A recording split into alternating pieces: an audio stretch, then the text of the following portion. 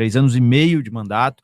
Muitos avanços, sim, como você mesmo disse, avanço na educação é histórico o que aconteceu, é criança de uniforme, você que sempre lutou pelas crianças, pelos adolescentes, sabe disso, a criança de uniforme, a dignidade, com sapatinho, com agasalho, nesse momento que está mais frio, elas estão ali mais seguras, a gente levou dignidade para dentro da casa das pessoas com esse uniforme, material escolar, as escolas uma a uma a gente está pegando para reformar e fazendo o negócio ficar bom, merenda boa, eu acho que é sobre isso que a gente tem que dizer. Em 3 anos e meio, a gente deu um recado. Educação é prioridade, criança é prioridade, vem reforma na comunidade, vem reforma para gerar emprego no Centro Praia, que é onde se gera muito emprego, vem reforma por todo canto, né, grandes obras, mas acima de tudo gente, São Vicente tem sim esperança, tem sim caminho, e a gente está comprovando isso no dia a dia. A pesquisa, legal, reflete isso, me motiva, fico feliz por alguns minutos, depois, bora trabalhar, irmão. Pé no chão, fé em Deus. Hoje amanheci, estava lá no Vila Fátima, caminhando, ouvindo a galera. Depois fui lá pro Catarina, caminhar, ouvir a galera. E assim a gente vai vivendo. Ontem, meia-noite, estava na ponte. Ontem, meia-noite e meia lá, estava na ponte, acompanhando o pessoal tirando estruturas metálicas. VLT era sonho, pô. Tu é da área continental, VLT, quanto se falou? Baixo assinado, não sei o quê. Já tá lá, hoje é realidade. Hoje é realidade. Hoje é realidade. Não, que legal. E assim, a gente acompanha, eu que trabalhei no Conselho Tutelar, você sabe muito bem disso. Sim. A gente tem algumas questões que a gente vai falar daqui para frente, que nos ficava difícil para trabalhar. Mas assim, a questão do uniforme, irmão, foi sensacional. O uniforme, material escolar, porque assim, você tira um gasto das pessoas. Você tira, por exemplo, o uniforme de frio, 2 blusas, bermuda, sim, tênis. Porque assim, a gente acompanhou antes. Antes tinha uma mãezinha que tinha uma condição, dava uma roupinha bonitinha, tal, um tênisinho legal, mas tinha mãe que não tinha. Tu viveu que isso, às vezes dava uma blusinha que era mais desgastada, não ia de tênis, ia de chinelo. Sim. E a dificuldade de comprar o material. Sim. Então, isso daí você tirou da conta. E coisas professor fazendo vaquinha muitas vezes para entregar Cara, eu já juntei doação para doar material escolar. Sim. Quando eu estava no conselho. Sim, eu acredito. E assim, isso daí foi quando eu pergunto para as mãezinhas hoje, elas muito relatam isso, que isso aí, e coisa que para Grande, Cubatão, Santos já faziam. E por que a gente não? Acho que isso é o ponto, né? Por que não? Por que não? Isso pegou muito as mãezinhas, e essas mãezinhas são muito gratas, assim, onde eu encontro, o pessoal sempre está falando isso daí. Legal. E lá, pelo menos onde que eu vivo, no Maitá, geralmente é unanimidade, chega a ser unanimidade. Até perguntei hoje, estava falando com o Walter Pasteleiro, não sei se tu lembra dele, comeu pastel lá. Boa. Aí eu falei, e aí, Walter? Ele falou, nem sei quem é os outros, eu sei que tem o Caio Amado, mas assim, geralmente, justamente por isso. Pessoal, legal. 73 pessoas online, por 79, né? 79 pessoas online, se inscrevam aí no canal, tá bom? Para mim poder ler o nome de vocês aí, mandar um abraço para todos aí. Gente, as perguntas são muitas, tá? A gente já tem uma série de perguntas aqui, então a gente só vai mandar o recado aí, mandar o alô direitinho, tá? Se a gente conseguir ler algumas perguntas aqui, a gente vai mandar, tá bom? Vamos continuar aqui. E, caramba, cara, foi muito legal a situação das escolas. Vamos falar mais um pouquinho das escolas, das reformas que foram feitas, porque antigamente era um tipo de reforma. Sim. O pessoal só pintava a parede, jogava um telhado em cima por outro. Passava cal. O que mudou hoje nesse tipo de reforma? O que mudou hoje? Porque assim, hoje não é uma reforma, hoje é uma revitalização da escola. É isso. Eu já nem chamo mais de reforma. É revitalizar, revitalizar, voltar a ter vida, né? Trazer um telhado de fato de qualidade, com a telha termoacústica, para tentar reduzir o calor dentro da escola.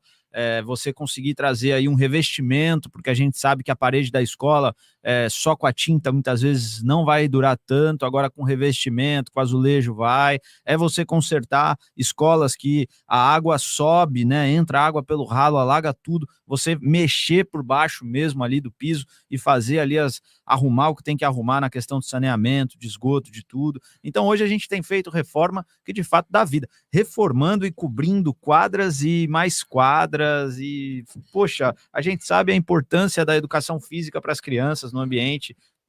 Às vezes não podia ter Poxa, você pergunta para a criança, tava perguntando aqui, né? Sua Maria filha. Elisa, minha filha. Tava perguntando para sua filha agora, qual é a matéria que você gosta mais? Educação física e língua Eu portuguesa. gostava né? também da educação física para jogar uma bola. Cara, e a gente conseguir fazer a revitalização das quadras, isso assim, uma a uma vai fazer. Aí pode ter alguém que tá assistindo e tá falando, ah, mas a minha não tá boa. A gente vai chegar, por quê? Porque agora a gente não vai ficar passando o cal lá na cal da parede, a tinta na parede, e falar, ó, tá pronta a tua escola, para enganar o pai. Agora a gente vai uma a uma fazendo revitalização completa para que a criança possa crescer num ambiente digno, para que a escola seja o espaço seguro, para que a escola seja o espaço que ela gosta de estar.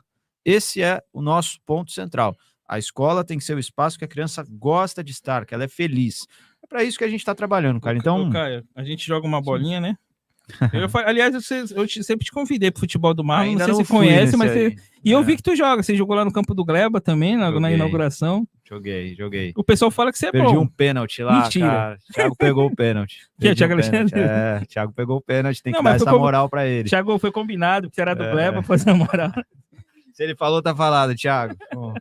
A história verdadeira é que eu fui tentar cavar pra cima dele, e aí de última hora eu mudei de ideia e o goleirão abriu o braço e pegou a bola. Tá tudo certo. Deixa eu te falar, você perguntou pra mim qual time que eu era. Eu sou do Santos, Santista, né? A gente tá vivendo uma fase, estamos sofrendo um pouquinho, né? Nem me fale. E eu gostei daquela homenagem pro Pelé lá, e você fez duas, você fez mais, né? Você fez a Meia e Pelé, que deu o nome, e o Pier, né? Sim, Como é que foi fazer? Eu faria também, cabeça. Se fosse prefeito, o Lula deu o estágio lá pro Mentira, corintianos.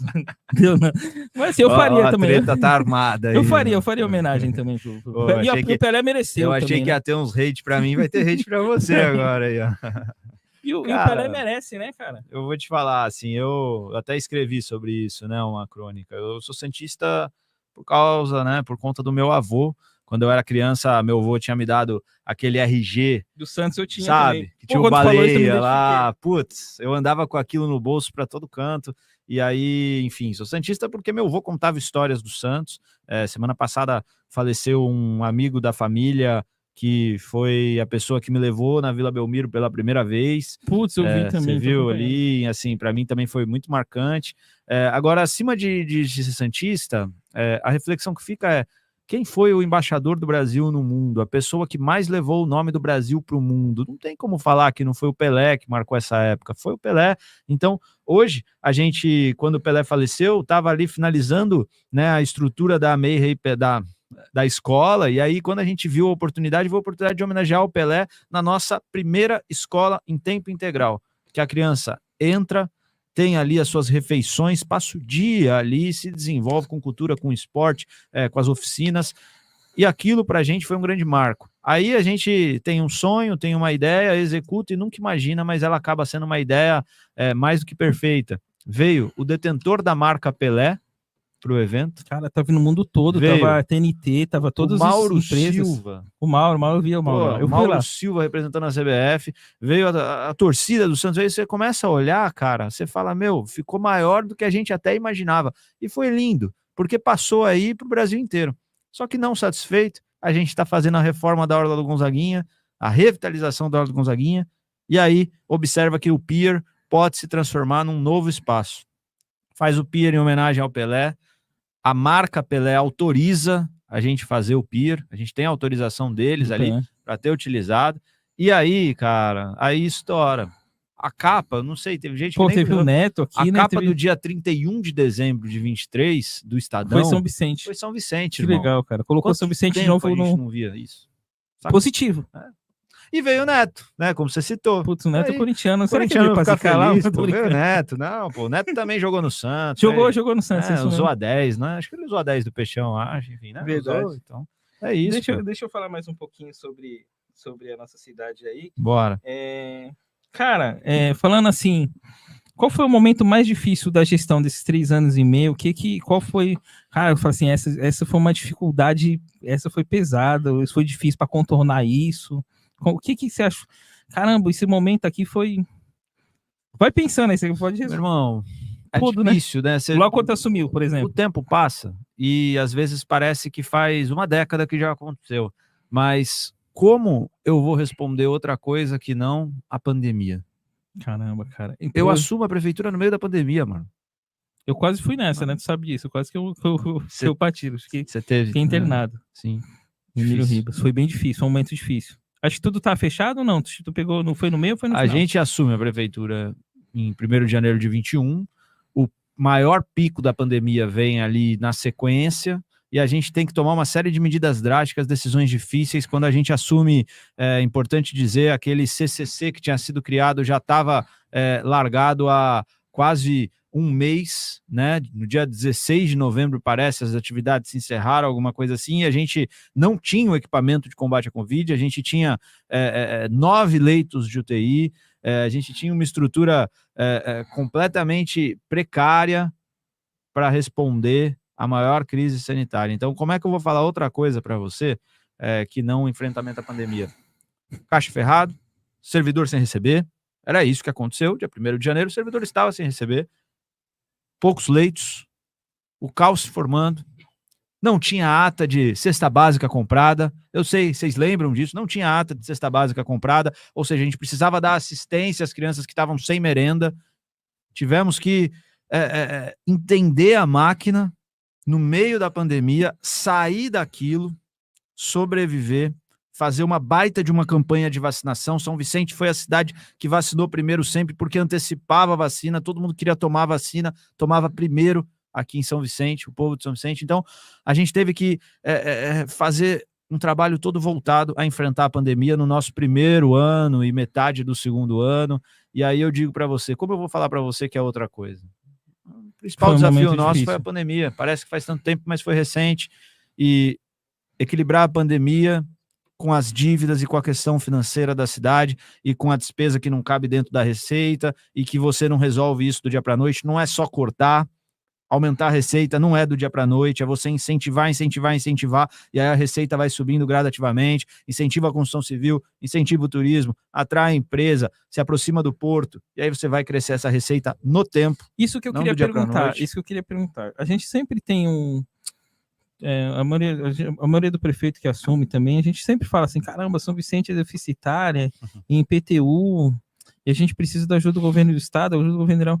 Qual a solução, Caio, para a gente, mais para frente, assim, ser como Santos, ter um Porto Seco, alguma coisa, ou turismo, para a gente gerar uma receita para que São Vicente não seja mais esse patinho feio da região metropolitana? Primeiro eu vou trazer, então, um dado, né? O orçamento de Santos é 4 vezes maior que o nosso, e isso é em virtude do porto. Santos tem um porto que sustenta ali a sua economia de uma forma absurda, direta e indiretamente, faz com que seja uma dos maiores PIBs do Brasil, do estado de São Paulo e do Brasil. Então, assim, Santos tem o porto, a gente não tem, a gente tem os braços que alimentam essa economia de Santos, e isso é importante dizer. Os trabalhadores, muitos dos trabalhadores são de São Vicente, vão trabalhar em Cubatão, vão trabalhar em Santos, vão trabalhar em Guarujá, trabalham também em São Vicente, mas a grande maioria vai para essas cidades, e o que a gente vê, na verdade, é que os braços da cidade vão para cidades vizinhas, têm seus empregos, sustentam a economia de lá, mas retornam aqui como quase uma cidade dormitório, né? Uma cidade dormitório, uma cidade de sombra. É pendular, né? Todos os dias ele vai e volta para sua casa, por uma oferta também um pouco mais barata de chão, de solo, né? Para poder construir sua casinha, desenvolver sua vida. O que a gente tem feito para mudar um pouco esse cenário? Tenho trabalhado em 3 eixos principais. Um eixo, construção civil. Hoje você anda por São Vicente e você vê prédios subindo. Isso é intencional. A gente mexeu em lei de uso e ocupação do solo, a gente alterou legislações, a gente reconquistou o construtor que tinha fugido de São Vicente. Eles tinham saído fora, foram construir em Santos, foram construir em Praia Grande, não acreditavam mais na cidade. A gente foi, mês a mês, ano a ano, recuperando a credibilidade desse construtor que hoje olha para São Vicente com uma legislação atrativa, com um governo sério que eles enxergam, fazendo um trabalho diferenciado, e aí eles voltam a construir aqui. É só sair, você vai ver prédio subindo, isso é importante, bom, gera emprego, e depois, no futuro, um terreno se transforma em vários apartamentos, e com isso a gente tem aí um acréscimo de IPTU de cidade regularizada dentro desse bolo. Segundo ponto, acredito muito, qual é a área da cidade que mais gera emprego, inclusive para quem mora na comunidade? Centro-Praia. Eu vejo por aí muita gente falando, tá fazendo obra na praia, não tá fazendo obra na comunidade. Mentira! tem muita obra acontecendo na comunidade. Lorival, canal da Lorival, canal do Eduardo Souto, Avenida Brasil sendo asfaltada, no Maitá lá, as escolas, como você mesmo disse. Rio Branco, Maitá. Rio Branco. Aquela parte, aquela ligação. PS do Parque, um monte de obra acontecendo na comunidade. Mas é importante também investir no eixo Centro-Praia e temos investido recurso de turismo, específico para investimentos de turismo, no eixo Centro-Praia. Por quê? Porque é aqui que se geram muitos empregos que o pessoal que vem das comunidades trabalhar no Centro-Praia também. Então é importante investir aqui e a gente tem feito esses investimentos para voltar a reaquecer o nosso centro comercial, que é o mais forte da Baixada. E aí o terceiro ponto, inserir São Vicente na poligonal do Porto, que é algo que a gente tem trabalhado, também trabalhado muito em conjunto com Anderson Pomini, né, o nosso presidente da autoridade portuária, com o deputado Caio França também, que está dando uma força, até um abraço ao secretário Guilherme, secretária Juliana, que estão nos ajudando nesse trabalho técnico. Deixa eu mandar um abraço para duas secretárias aqui. Boa. Uma das melhores aqui, falando em secretário, a Nívia da Educação. Parceira. Né?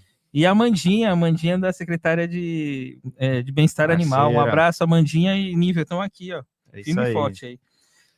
E, cara, então eu acho que assim, para finalizar, essa aproximação com o Porto, que a gente está fazendo específica para o desenvolvimento da área continental, entendendo que a área continental tem áreas disponíveis que podem se conectar ao futuro do Porto. Aí vai falar, pô, mas tem desafios. Tem um monte, irmão. Fala o primeiro e tu vai saber qual é que tá lá perto de você. Pedágio. Caramba, o pedágio. Mas a gente tem conversa com o governador Tarcísio, com o Rafael Benini. O que o Tarcísio está fazendo? Tarcísio está mudando a cara do pedágio no estado de São Paulo, saindo de praça de pedágio para o modelo que é free flow, que basicamente é quilômetro rodado. Tu vai passar por esse trecho aqui, você vai pagar uma pequena tarifa.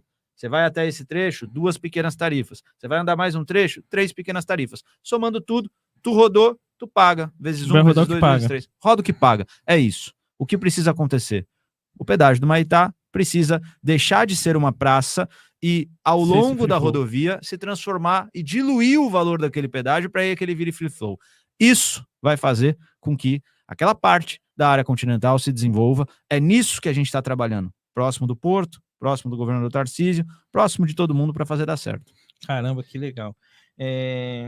Muitos têm falado, e até uma pergunta, né? Muitos têm falado que assim, o Caio é do candidato da rede social, e é do marketing, tal. E assim, realmente, o que a gente vê em relação à mídia social, você é muito mais desenvolvido que a dos outros pré-candidatos aí. A gente vê uma distância enorme. Que você tem, e não é de agora. Sim. Eu acho que quando você se lançou a candidato, você veio da rede social, né? E é um trunfo que você usa e usa bem. E o que você gostaria de falar sobre isso? Porque o pessoal, em vez de falar uma coisa mais coerente, é do marketing, do mais da rede social. Pois é, mano, o que eu vou dizer? Eu nunca tive a Globo para falar, eu nunca tive na máquina administrando para poder ser conhecido. O que eu usava era um equipamento democrático, que está aqui. Meu bolso. Que é o celular, que todo mundo pode fazer. Que é onde a gente está se comunicando aqui com esse podcast, que é onde está passando, que todo mundo está assistindo aí. 80 pessoas, não sei quantas estão. 82 pessoas assistindo. O que eu posso falar para você? É algo democrático, barato, e que acho que a minha geração cresceu tendo um aparelho na mão, a gente foi tendo a oportunidade de se comunicar com as pessoas. A rede social nada mais é do que uma forma de comunicar. Então quer falar, o candidato da rede social, meu amigo, eu tô na rua todo dia, meu tênis tá sujo de lama, tá meio esgarçado, porque todo dia eu vou pra rua trabalhar. Agora, se você não sabe usar a rede social, não tenta me vetar de usar. É isso que tem que falar para essas pessoas que estão falando isso. E desculpa, meu, sabe, a galera quer criar uma polêmica em torno disso. Cara, rede social é minha transparência. E tem algo muito simples. Não quer ver? Deixa de seguir. E vai ter ali a tua paz, a tua vida. Não gosta? Deixa de seguir. Quem gosta, segue. A gente vai dar transparência do trabalho. Tô aqui, tô ali, tô lá. Vou te falar que é muito legal. Às vezes eu abro uma live num local, de repente dá ali 5 minutos, surgem as pessoas que estão no bairro, estão assistindo, vão lá e falam comigo. Isso é rede social? Isso não é rede social, isso é vida. É vida. Vida real. É relacionamento, é vida real, cara. Então, e o povo acaba, hoje em dia acabou esse negócio era muita televisão, era muita... Hoje não, hoje o pessoal fica acompanhando stories. Às vezes eu lanço acompanhando stories. Entendeu? Cara, stories, rios, né? Eu nunca tive as portas abertas da mídia antes de ser prefeito, eu nunca tive essas portas abertas da mídia para falar. Aonde eu falava? Eu falava na internet, que era onde eu tinha o meu espaço. E se hoje a minha rede social é forte, se dentro, por exemplo, os prefeitos da Baixada, a minha rede social é a mais forte, é porque a gente cativou isso, é porque as pessoas se interessaram em seguir o nosso conteúdo. E, pô, aquilo é forma de comunicar. Assim como antes tinha o jornal, assim como tinha a TV e tem, ambos, assim, sei lá, mano, como tinha carta. Hoje é a rede social. Hoje a rede social é o que a gente usa, o Instagram, o WhatsApp, o Stories. Eu respondo as pessoas ainda lá, a gente vai, troca uma ideia, tem ideia. Acredito e sempre acreditei que o sindicato é um instrumento de luta da classe trabalhadora, né? Me filiei ao sindicato no primeiro dia de servidor público e através da minha atuação na minha base, permanência nas greves, nas assembleias, fui chamado para fazer parte do sindicato. Aqui estou há 10 anos no sindicato, ou seja, onde adquiri uma certa experiência. No meio desse período, eu prestei concurso para agente de trânsito, fiz questão de fazer o meu estágio probatório na base, retornei à base, mesmo que não tinha essa necessidade, mas fiz questão porque eu sempre acho que a gente primeiro é servidor público, o sindicato é uma ponte, né? É uma ponte para que a gente possa lutar pela categoria. Mas nós somos, em primeiro lugar, servidor público. Então, eu exerci minha função enquanto agente de trânsito na base, depois retornei ao sindicato. E aqui estou, candidato a presidente, uma outorga dada pela grande maioria da atual direção, né? Eu não sou candidato de si mesmo, eu tenho o apoio dos meus colegas, foi uma construção. E aqui, Marlon, estamos para debater, para discutir as nossas propostas, a proposta da chapa, e fazer um debate propositivo e que a gente possa tocar isso até o final do programa. Vamos lá, falando sobre isso, tem 2 perguntas que eu vou passar para todas as chapas, né? Eu queria saber um pouquinho, porque a gente faz parte de um grupo também de funcionários públicos, né? E por que essa falta de credibilidade, e não é só em São Vicente, só para destacar, porque a falta de credibilidade nos sindicatos hoje. Eu vejo a maioria de servidores aí que estão lá no nosso grupo, que tratam com desdém a eleição, tratam com, ou não querem saber, ou fala que o sindicato... Por que isso tudo e como resgatar essa credibilidade, um exemplo? Bom, Marlon, no meu ponto de vista, esse problema é nacional, né? Veja, a gente está vivendo um processo político, né, já de 4, 6, 8 anos, de uma polarização política ideológica, né? Você vê a última eleição para presidente da República foi ali, né?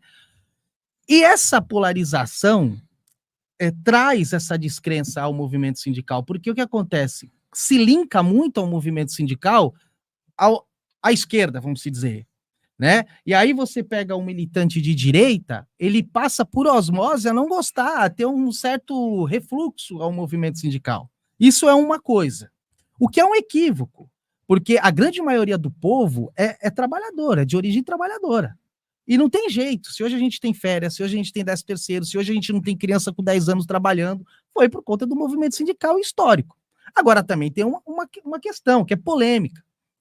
O movimento sindical, assim como toda e qualquer instância da sociedade civil, tem más pessoas. Agora, eu não posso deixar, por exemplo, de ser religioso, porque eu descobri que o pastor fez um mal feito, que o padre fez um mal feito. Infelizmente, tem pessoas mal intencionadas em todos os segmentos, e no movimento sindical também. E aí o que acontece? A mídia, o grande poder, pega aquele mau exemplo e coloca como um todo. Então, assim, é muito complexo. É claro que você aqui, e nós aqui na cidade, temos que dar bons exemplos para que a gente possa angariar o respeito e a confiança das pessoas. Mas, de fato, você tem razão, o movimento sindical no Brasil, de fato, está frágil, mas, na minha opinião, por essas questões, a questão ideológica e de más exemplos. O Júlio, Arthur, o Gi, vocês podem se intercalar nas perguntas aqui, né? Vocês hoje são representantes da situação, né? Da atual situação, né? E como que é feita hoje a base de estruturas de serviços, né? A estrutura da entidade e os serviços que ela oferecem para hoje para o servidor. Um pouquinho. Vai intercalar, tem que dar um. Pode falar, pode. Isso. Hoje o sindicato, a gente oferece, o serviço que a gente oferece, a gente tem apoio, né? A gente tem 3 carros da entidade, então a gente tem 2 veículos que a gente oferece apoio à saúde do servidor. Esse carro vai 2 vezes na semana para São Paulo, para os hospitais das clínicas, enfim. Esse carro faz esse tipo de serviço. 2 vezes na semana apoia a saúde, vai para São Paulo, e os 3 dias da semana faz aqui embaixo. Para levar os servidores que têm. Isso, que estão com problema de saúde. Para consulta. Seja ele qual for, saúde. Uhum. Tá? Saúde. E a gente tem um caminhãozinho, a gente tem 2 dias, a gente tem um prestador de serviço, que ele presta serviço para a gente 2 dias na semana, para levar, tipo assim, o Mário precisa que eu leve uma geladeira lá em Cubatão. Aí ele liga para o sindicato leva, só não tem um ajudante, mas ele faz isso. Na região toda, Cubatão, Guarujá, onde você precisar, eu faço esse serviço para você. Mas os sindicatos fazem. O sindicato tem yoga, tem uma atividade física, que é yoga, a gente oferece também, que é para a saúde do trabalhador, e os idosos eles adoram o yoga, porque... Departamento O odontológico. departamento odontológico, é isso aí, Tem Juliana, a vai chácara, lembrando. né? Como é que é o nome? Tem a colônia de colônia. férias, Tem um massagista. tem uma... Exatamente. E o mais importante é o convênio com o comércio. Eu vou dar um exemplo. Você tem um neto que vai tirar a carta de motorista. Às vezes você não tem crédito. O sindicato, nós temos conveniados, né, Gigi, Sim. com 2, 3 autoescola. Você faz paga a autoescola do seu neto e a gente parcela sem juros em 10 desconto em vezes. folha. Às vezes Sim. você não tem crédito no seu. Então, No assim, cartão, né? o raio de oferta de serviço que o sindicato dá para o seu associado facilita a vida do trabalhador. E eu vou te dizer, não tem na Baixada Santista sindicato que oferece mais serviço que o nosso. É muita coisa. É muita coisa. E assim, isso não se pode perder. E perde, viu? Se não for bem gerenciado, perde. Tanto a gente oferece tanto serviço que a chapa de oposição, a chapa 3, tem no encarte manter todos os serviços. Até a oposição reconhece que a gente oferece muito serviço. Não tem, Marlon, sindicato Não na tem. Baixada que oferece tanto de serviço que a gente oferece. Eu- E tem que oferecer. Eu acho que o sindicato, além da briga, da briga salarial e etc., tem que ser esse guarda-chuva, né, Arthur? Ah, vou dar até um exemplo. Você pega, a gente tem um serviço lá de Vale Gás. Pô, a gente recebe no último dia do mês, aí chega no dia 28. 26, 25, acaba o gás. Tu vai fazer o almoço, como é que você faz? Tá sem limite, a gente tem um problema de receita, né? A gente não ganha bem. Então, assim, o sindicato oferta, que não, a pessoa liga lá, tem um crédito, vai pegar o gás em tal lugar e vai ser descontado na folha do outro pagamento, na outra folha de pagamento. São coisas que ninguém quer passar por isso. De inserção para as tomadas de decisão quanto à vida dos trabalhadores no funcionalismo, para além dos associados, inserindo também aqueles não associados, entendemos que as decisões sobre a instituição, sobre o patrimônio da instituição, são decisões dos associados. As decisões sobre a vida dos trabalhadores, elas precisam ser compartilhadas e construídas com todos os trabalhadores. E nesse processo foi desgastante para nós ver que, ainda que nós ganhássemos as discussões em diretoria, isso parece que não tinha um efeito, não era aplicado, era ignorado, e quem se coloca contra, quem menciona algum apontamento, quem faz alguma crítica, ainda que construtiva, tem de volta um ataque que normalmente termina no ataque pessoal, né? A gente viu muito disso aqui, ataque até colegas que não estão aqui, que estão aqui virtualmente. Isso fala muito sobre os problemas internos que temos, né? Então, depois de termos percebido que não haveria transparência, publicidade, como manda a lei, no momento que vivemos, de toda a nossa prestação de contas, do nosso patrimônio, não haveria inserção de todas as vozes de funcionalismo na construção das soluções, não haveria perspectivas para novas ferramentas de arrecadação na comunicação, com tecnologia, tudo é muito caro, tudo não tem dinheiro, a gente cansou porque eu não preciso ser o Einstein para ver que certas coisas são investimento, né? Não é gasto, certas coisas são retribuídas aos trabalhadores como solução a longo prazo, a curto prazo, a médio prazo, e havia uma falta de vontade em operar. Então, a gente tem a seguinte, e ainda o peso em justificar decisões que não eram necessariamente da nossa consciência. E por força estatutária, os diretores vencidos em decisão de diretoria precisam seguir o encaminhamento da presidência. Então, se você se coloca publicamente contra a decisão tomada em diretoria, você é passivo de ter seu mandato cassado. E aí nós nos colocamos numa posição de tradutor com a base de problemas que nós mesmos não acreditávamos que tinham que ser resolvidos dessa forma. Nós tínhamos dado outras opções. E aí chega num limite que ou você se entrega à sagacidade e proporciona essa cena que vimos aqui, servidores atacando servidores, servidores expondo a vida particular de colegas na internet, o escárnio que a gente tem visto, cansando os trabalhadores nos grupos, ou você se coloca junto com isso para não sofrer o dano, ou você tem um ato de coragem e rompe esses laços, né? Decide retomar a sua autonomia e seguir a sua consciência, abrir a sua consciência para os colegas ao seu lado, e aqui, se mais alguém pensa assim como nós, então vamos juntos. O resultado é esse, uma chapa de 38 servidores ativos na base, né? Temos lá a nossa fiel escudeira Ildinha dos aposentados, e servidores reconhecidos pela base, do seu colega da mesa do lado, com uma reputação de trabalho entregue na base, uma reputação de parceria com os seus colegas. Nosso propósito é esse, oferecer para a categoria uma condução do sindicato responsável, experiente e ousada no sentido que tenhamos a oportunidade de implementar a participação ampla dos trabalhadores, sem que tenhamos que sofrer um ataque pessoal dentro de casa para isso. Sem que seja sempre uma crise, né? É tudo uma crise. Complicado. Gente, Rita, sério.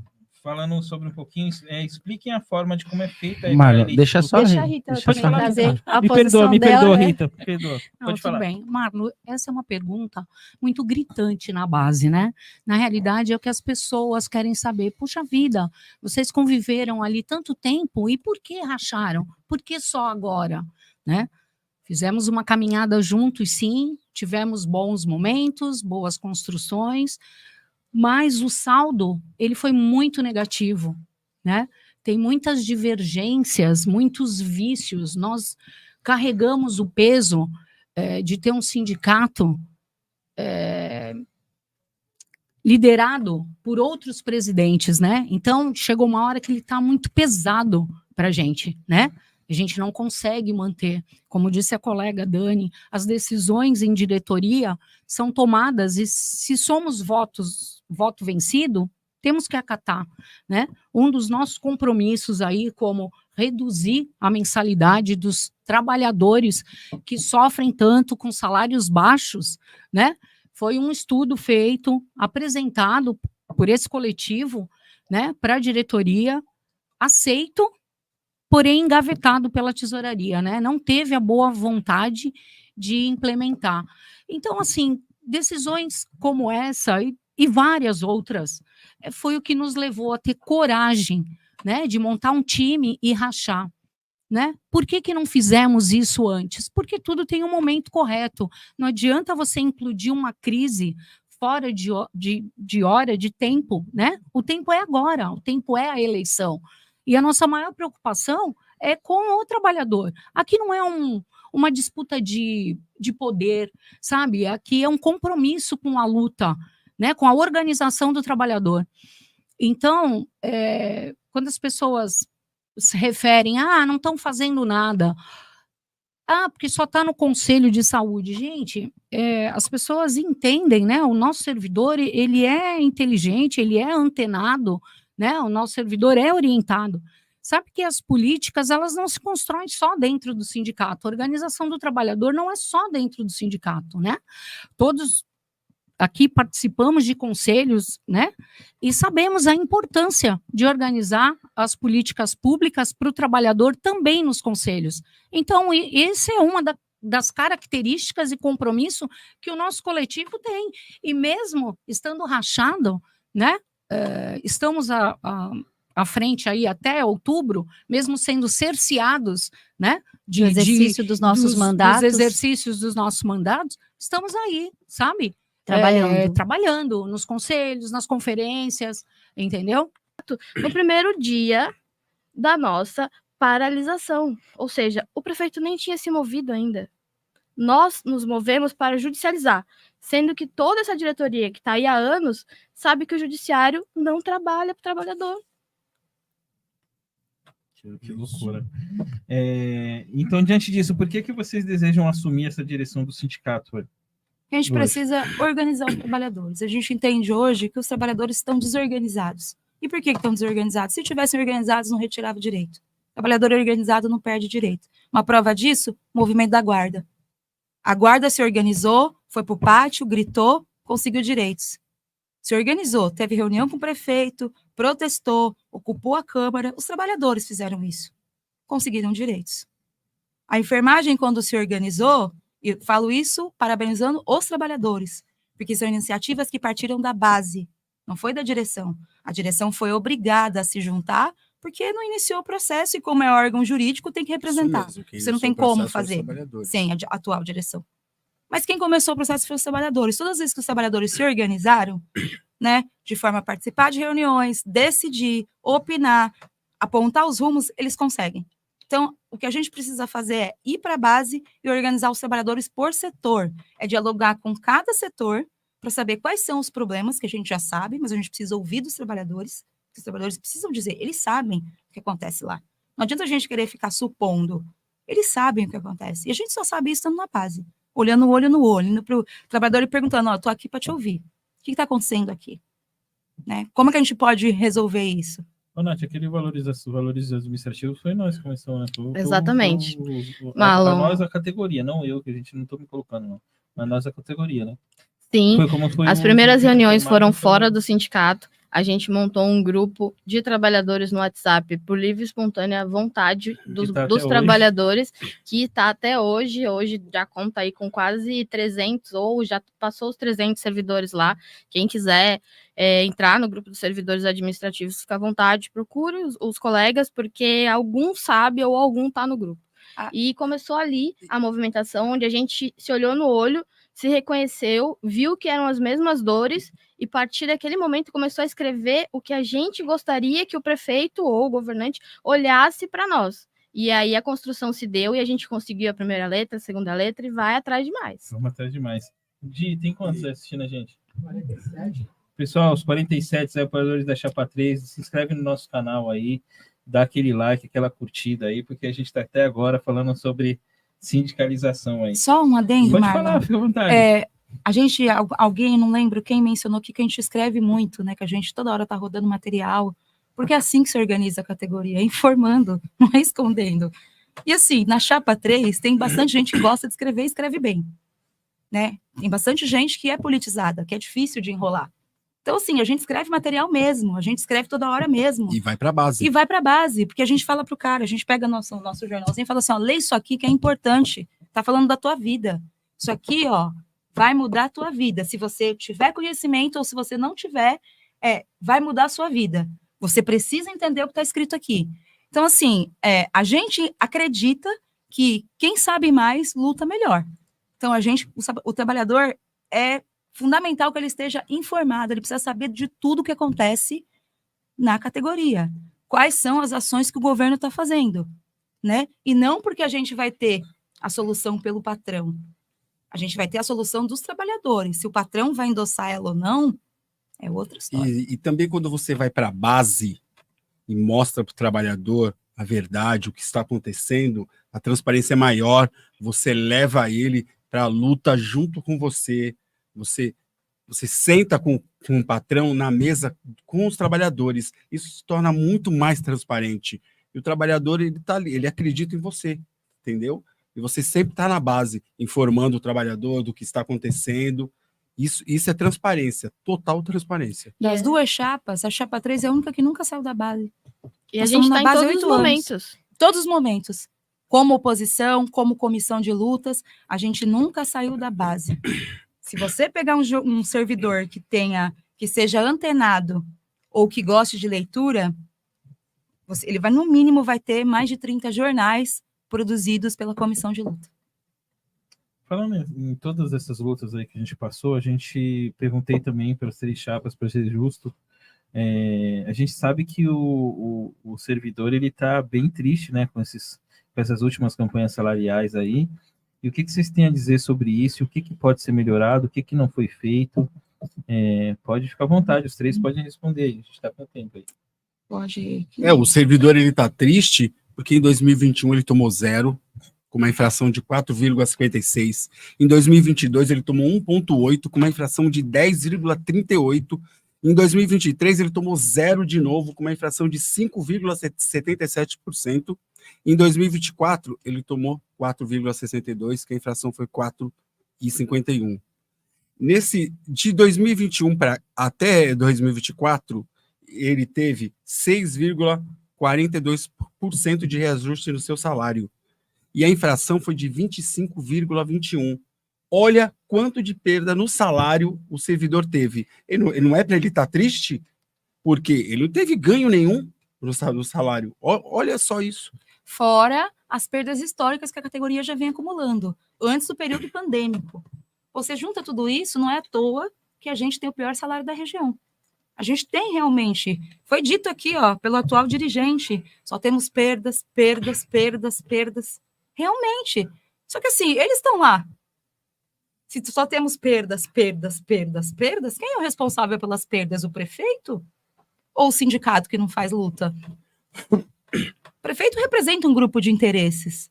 Se o sindicato, de fato, representa os trabalhadores, a gente representa outro grupo. Então, não dá para aceitar que o prefeito Caio Amado ou qualquer prefeito de plantão simplesmente retire direitos e a gente fica olhando passivamente. Não vamos aceitar passivamente. Porque se, de fato, a gente representa os trabalhadores, não dá para ter 25% de perda num período e ficar feliz. Você ir no mercado e ver que seu salário não compra nada. Você ter que ter mais de uma jornada porque a que você tem é insuficiente. Por que tem tanto adoecimento na enfermagem? Pô, acabaram de retirar armário da enfermagem. Agora as pessoas não têm nem aonde guardar os seus pertences. E os enfermeiros não andam com pouca coisa, o pessoal da saúde, porque eles levam aparelhos próprios de casa porque não tem. Isso tem nome, tem responsável por não ter equipamento nas unidades, tem responsável por falta de RH. E tudo isso acarreta na saúde do trabalhador. E aí nós não vamos responsabilizar o prefeito de plantão que tá? Porque tudo que acontece, a gente não tem corresponsabilidade? Quer dizer, o sindicato não tem a tarefa de organizar os trabalhadores para combater justamente os ataques que vem de quem está com a caneta? E aí tudo que acontece é culpa do prefeito? Eu estou isenta? Como eu via dizerem aqui? Por 10, 12, Por assim, 10, 20. 12, 20 anos de perdas? Então, assim, eu não preciso nem mais dizer nada, né? E é difícil a gente ver, o trabalhador na categoria, na prefeitura que não tem um segundo emprego. Portas, ela traz bastante tratamento. Mas se você procurar na rede mesmo, que a gente tem uma luta imensa, né?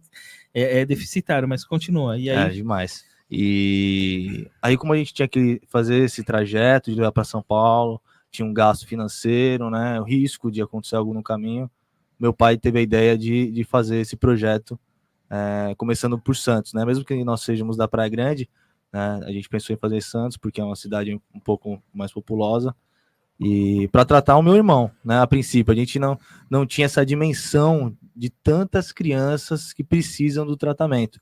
E foi algo automático.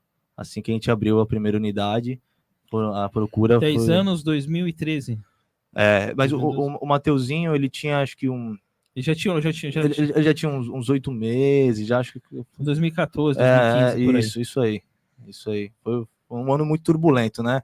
Acho que todos os pais que passam por essa situação com um filho atípico tem um ano aí de... Uma luta diária, né? Nossa, de susto, né? Que você fala, é tudo novo, você pergunta, você quer saber, você não entende, e aí depois que começa a clarear a mente, você começa a ter ideias, né, para melhorar a qualidade de vida. E aí foi surgindo aí surgiu a primeira, explodiu de atendimento, teve bastante pessoas, muita procura, e aí vocês foram criando filiais da Matheus Alvarez. Hoje são quantas hoje? Hoje somos 22 unidades pelo estado de São Paulo. Sensacional. Pelo estado de São Paulo todo. Quantos atendimentos fazem por dia? Quantos a gente atende 2.000 crianças hoje, no total. Caramba. 2.000 crianças mês, né? É bem importante ter uma unidade de São Vicente, né? Temos 3 unidades. 3 unidades em São Vicente. 3 em São Vicente, temos 4 em Praia Grande. Em Santos, que foi onde nós começamos, que é a única unidade num prédio comercial, né? A gente não tinha noção, né? Então alugamos 2 salas pequenas. Hoje somos 3 andares do prédio. Caramba! Porque envolve o ciclo do tratamento todo, o TO, né? Tem TO, fono. É uma equipe multidisciplinar, né? Na verdade, Chama, uma né? equipe. Fala para mim um pouquinho como é que Isso a Cleide sabe bem, porque as mães procuram bastante, né, Cleide? Procura, a As gente mães, me sabe ajuda, desse Cleide. teste na rede pública, né? E aí a Matheus vem com uma equipe maravilhosa de fono, fisioterapeuta, TO, agora tem musicoterapia também, tá junto, né? Psicopedagogo, é uma equipe bem grande, assim, que agora também vai ter natação, né? A clínica aqui de São Vicente já está. E então, o que precisa de uma pessoa com deficiência, autista ou não, deficiência física ou intelectual, é isso, é uma equipe multidisciplinar ativa, né? Porque aí a partir daí que começa o desenvolvimento, e foi assim com o Matheus, né? Tira uma dúvida minha, Cleide, qual que é a maior dificuldade de uma mãe atípica hoje que você enxerga, como você vive isso todos os dias, né? Qual que você acha as maiores dificuldades que a mãe atípica tem? A princípio é o diagnóstico. Né, principal, porque a pessoa sempre vê alguma diferença, porque o demora ainda, falando, Cleide? Muito, pela rede pública piorou. O Diego estava falando sobre o Matheus, né? Então, assim, a Mari, né, que é a mãe do Matheus Mariano, a gente sonha com maternidade perfeita, né? A gente sonha ela aos 9 meses que vai vir um bebezinho perfeito, e de repente a gente tem um susto de que não. E a partir daí faz o quê? Né? Então a gente vê alguma diferença, porque tem um sobrinho diferente, já teve um outro filho que é diferente, a gente nota algumas coisas. E aí vai para a escola. Quando chega na escolinha, começa também as pessoas. Isso lá para os 3 anos de idade? Isso, no ensino infantil ainda. Aí começa a detectar algumas diferenças, e aí um desenvolvimento da fala que não vem, desenvolvimento, às vezes trocar. Ir ao banheiro, né, que a criança vai desfraldando, e uma deficiente não. Aí a mãe vê essa diferença, a escola comunica a diferença, ou algum familiar, e aí o diagnóstico. Aí que vem a luta. Então, por isso que nós estamos juntos aqui, para construir junto esse posicionamento, porque quando a pessoa consegue o atendimento com excelência da clínica, tudo bem. Quando não, a luta é maior para essas famílias. Aí chega o diagnóstico, quando tem o diagnóstico, daí começa a terapia, o tratamento, que também não tem. E quando chega o tratamento, também não tem a medicação. E aí é uma luta intensa. Ô, Cleide, então, só aproveitando para passar, e como surgiu a AMEF, e como surgiu essa luta aí? Quando eu conheci, você já estava lutando já. Aí a gente foi junto, foi no embalo, mas como surgiu essa vontade de você fazer essa luta, de você se dedicar, porque é uma dedicação imensa. Às vezes você... Ontem a gente estava conversando até quase 11 e pouco para cuidar de uma mãezinha, e mesmo anotando no conselho, a gente estava tentando resolver. Como surgiu essa educação? Não, eu vou fazer uma associação, eu vou lutar, eu vou me dedicar, eu vou lá falar com o promotor, que a gente já foi várias vezes, eu vou na reunião do CMDCA, eu vou na reunião da saúde. Como surgiu essa luta, essa disposição para você lutar pelo direito da mãe atípica aí, que é muito... e da criança atípica, né? Então, é semelhante à luta do que teve o Mateuzinho. O Matheus nasceu, primeiro o Matheus, foi diagnosticado, e, para ver, o Matheus é mais novo que o Pedro. Eu tenho o Pedro de 16 anos e o Matheus de 10. Mas, por incrível que pareça, o Matheus foi diagnosticado primeiro, porque ele é nível 2, né, de suporte, então foi mais fácil a identificação, o diagnóstico. E aí, quando ele foi diagnosticado, aqui na cidade não tinha nada. Então, eu recebi um acolhimento de uma pessoa muito especial, e aí ela falou, olha, o caminho é esse. E aí eu percorri o caminho e encontrei. Mas a partir daí, Marlon, eu vi as mães, às vezes, perdidas, né? No CAPS infantil, era antes na Visconde Tamandaré. Eu morava próximo ali. E aí, as mães estavam sentadas na calçada, na guia, chorando, desesperadas, porque faltava água, banheiro. E aí não tinha atendimento era péssimo, precário. E aí eu falei assim, vou montar uma associação para acolher essas mães, na verdade. E aí a gente orientar todo o suporte que eu tive e a rede de apoio que eu tive, eu falei, vou passar para essas mães. E aí em 2017, quando o Matheus teve o diagnóstico, começou, aí surgiu a MEF, era um grupinho com 6 mães, e aí foi agregando mães, hoje tem mães da cidade inteira, tem mães até de outro estado, e são 327 famílias, né, que a MEF acolhe, orientando. Sensacional. E aí, a partir disso, um dia eu levei o Matheus na consulta, e a médica, e levei o Pedro, por coincidência, o Pedro não teve aula, eu levei. Aí a médica olhou e falou assim, o Pedro também tem autismo, né, mãe? E eu, não, como assim? Ela falou, deixa eu conversar com ele um pouco. Aí eu saí da sala, ela conversou, doutora Márcia Cascardi, maravilhosa, nossa referência aqui na cidade. Depois eu entrei na sala e falei, mãe, ele tem. É um nível mais leve, mas ele tem. E aí começou a terapia do Pedro já com 12 anos, um diagnóstico bem tardio, né? Que é ruim. E hoje eu vejo a dificuldade que ele tem de socialização, dificuldade no aprendizado, muitas dificuldades porque o diagnóstico não foi precoce. E é o que a clínica busca, né? Sim. Atender os bebezinhos, as crianças pequenininhas, porque quanto mais o diagnóstico, não é isso, Diego? Quanto Mais antes precoce, for né? diagnosticado, maior é a evolução, né? Tem um estudo aí que fala que a partir de 1 ano e 2 meses já consegue, né, identificar o diagnóstico. Mas assim, é muito difícil. Então, até os 3 aninhos aí, a gente consegue identificar o diagnóstico, colocar no tratamento, na intervenção ABA e dar uma evolução para a criança.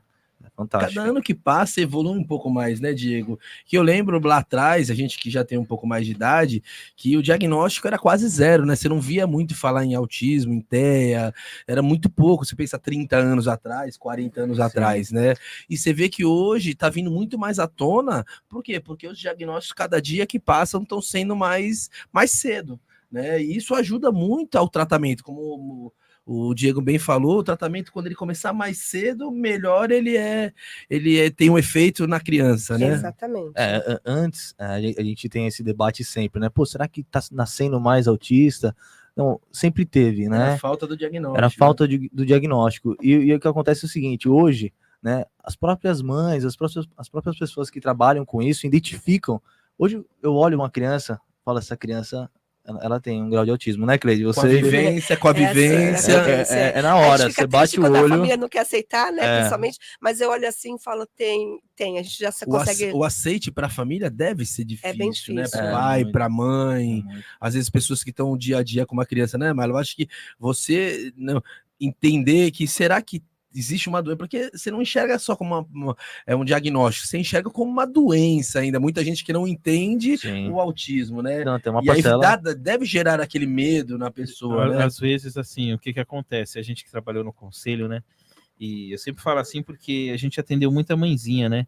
E as mãezinhas chegam lá, assim, é diferente você ter uma mãe que tem uma rede, um apoio da rede, a rede familiar, ter uma boa questão social, né? De uma mãe que a gente pega e a gente cansa de ver de mãe que a primeira coisa que... A mãe que é mãe, pai... Então, a primeira coisa que, por exemplo, o pai que não entende, o homem que não entende, abandona a mulher. Eu já escutei muitas... Aí abandona essa mãe, aí essa mãe não pode trabalhar porque a criança é autista, então já dificulta mais ainda. Então a gente vive numa problemática que, assim, a gente lidou com mães lá que a mãe chega desesperada, fala, eu quero entregar meu filho, às vezes eu quero me suicidar. Essas palavras, uma coisa forte. Psicossocial mesmo, exatamente, né? Caramba, triste que a gente tem que dar acolhimento. Apoio, e assim, e às vezes você que nem...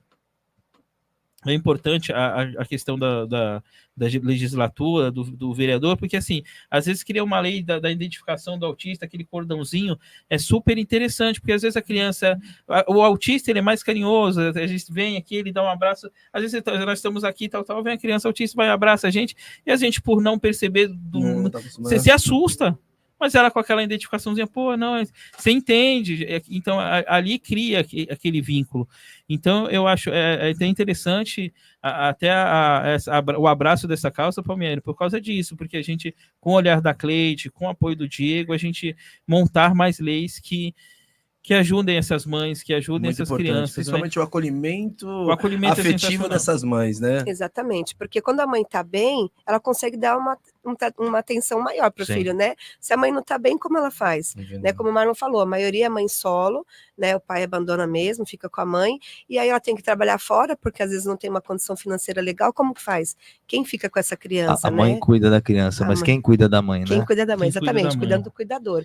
E hoje são leis, várias leis, acho que 28 leis a partir da MEF, né? Nem que da MEF, lutando, conseguimos leis, só que o que falta agora é fiscalização para essas leis. E por As isso leis nós já estamos estão existindo, né? Mas falta por isso ainda... nós estamos aqui com o vereador Palmieri, que vai abraçar a causa e fiscalizar para que essas leis sejam cumpridas, e o Diego, que vem com uma proposta enorme, né, para acolher essas mães da Praia Grande também, né, Diego? Sim. Precisa muito de acolhimento, de ter essa rede de apoio, porque quando essas coisas funcionam, eu falo que é um círculo, né? Funciona bem para a mãe, funciona bem para a criança, funciona bem para o município, Sim. né? Porque daí não vai acarretar nenhum um valor acrescido para o município, porque a mãe vai estar bem, vai estar sendo bem assistida. E essa é a intenção da caminhada, conscientizar e estar aqui com vocês, que são pessoas que eu confio e que sei que vai fazer isso. Tem uma parcela, né, da sociedade ainda que não entende a causa, né?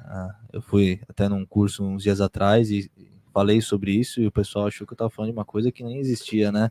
O pessoal não tem ninguém com autismo, não conhece, mas eu tento explicar para essas pessoas uma situação assim. Eu tenho um filho hoje típico, né? E mesmo assim ele dá um trabalho... O típico já dá trabalho, eu falo. Né? Às Então, vezes eu brinco com isso, cara. Eu falei assim, poxa, minha filha que é típica, ele dá um trabalho, já, imagina. né? Então, para gerar um pouco de reflexão na cabeça das pessoas, eu falo, meu, seu filho que é típico, ele não te dá trabalho, você não dorme à noite, você tem muita dificuldade, né, para ter sua vida social, tenta se colocar no lugar daquela mãe, né, que muitas vezes não tem uma rede de apoio e tem um filho atípico, né, sem estrutura nenhuma. Então a gente precisa se colocar no lugar do próximo, né? Deixa eu fazer. E conscientizar, desculpa, Mário, conscientizar, como o vereador Palmieri falou, que as pessoas lidam o autismo como doença, né? E doença a gente sabe que tem cura, Sim. né? Umas mais difíceis, tratamento, e, enfim, tem cura. E o autismo não, né? Não. Nós estamos falando hoje do autismo por conta da caminhada, mas Sim, a gente mas luta tem por todos os outros. PCDs, né? Então, referente ao autismo, não é uma doença, é um transtorno. Uhum. E quando é um transtorno, tem várias dificuldades, as pessoas têm que buscar qual que é o tratamento, às vezes não é TO, às vezes é só fono que ele precisa, às vezes não é só fono, às vezes é uma terapeuta ocupacional. Então, como é que faz isso? Para entender o que essa criança necessita, A gente fala do autismo, mas assim, o próprio Mateuzinho, ele não é autista, né? Ele tem uma síndrome, né?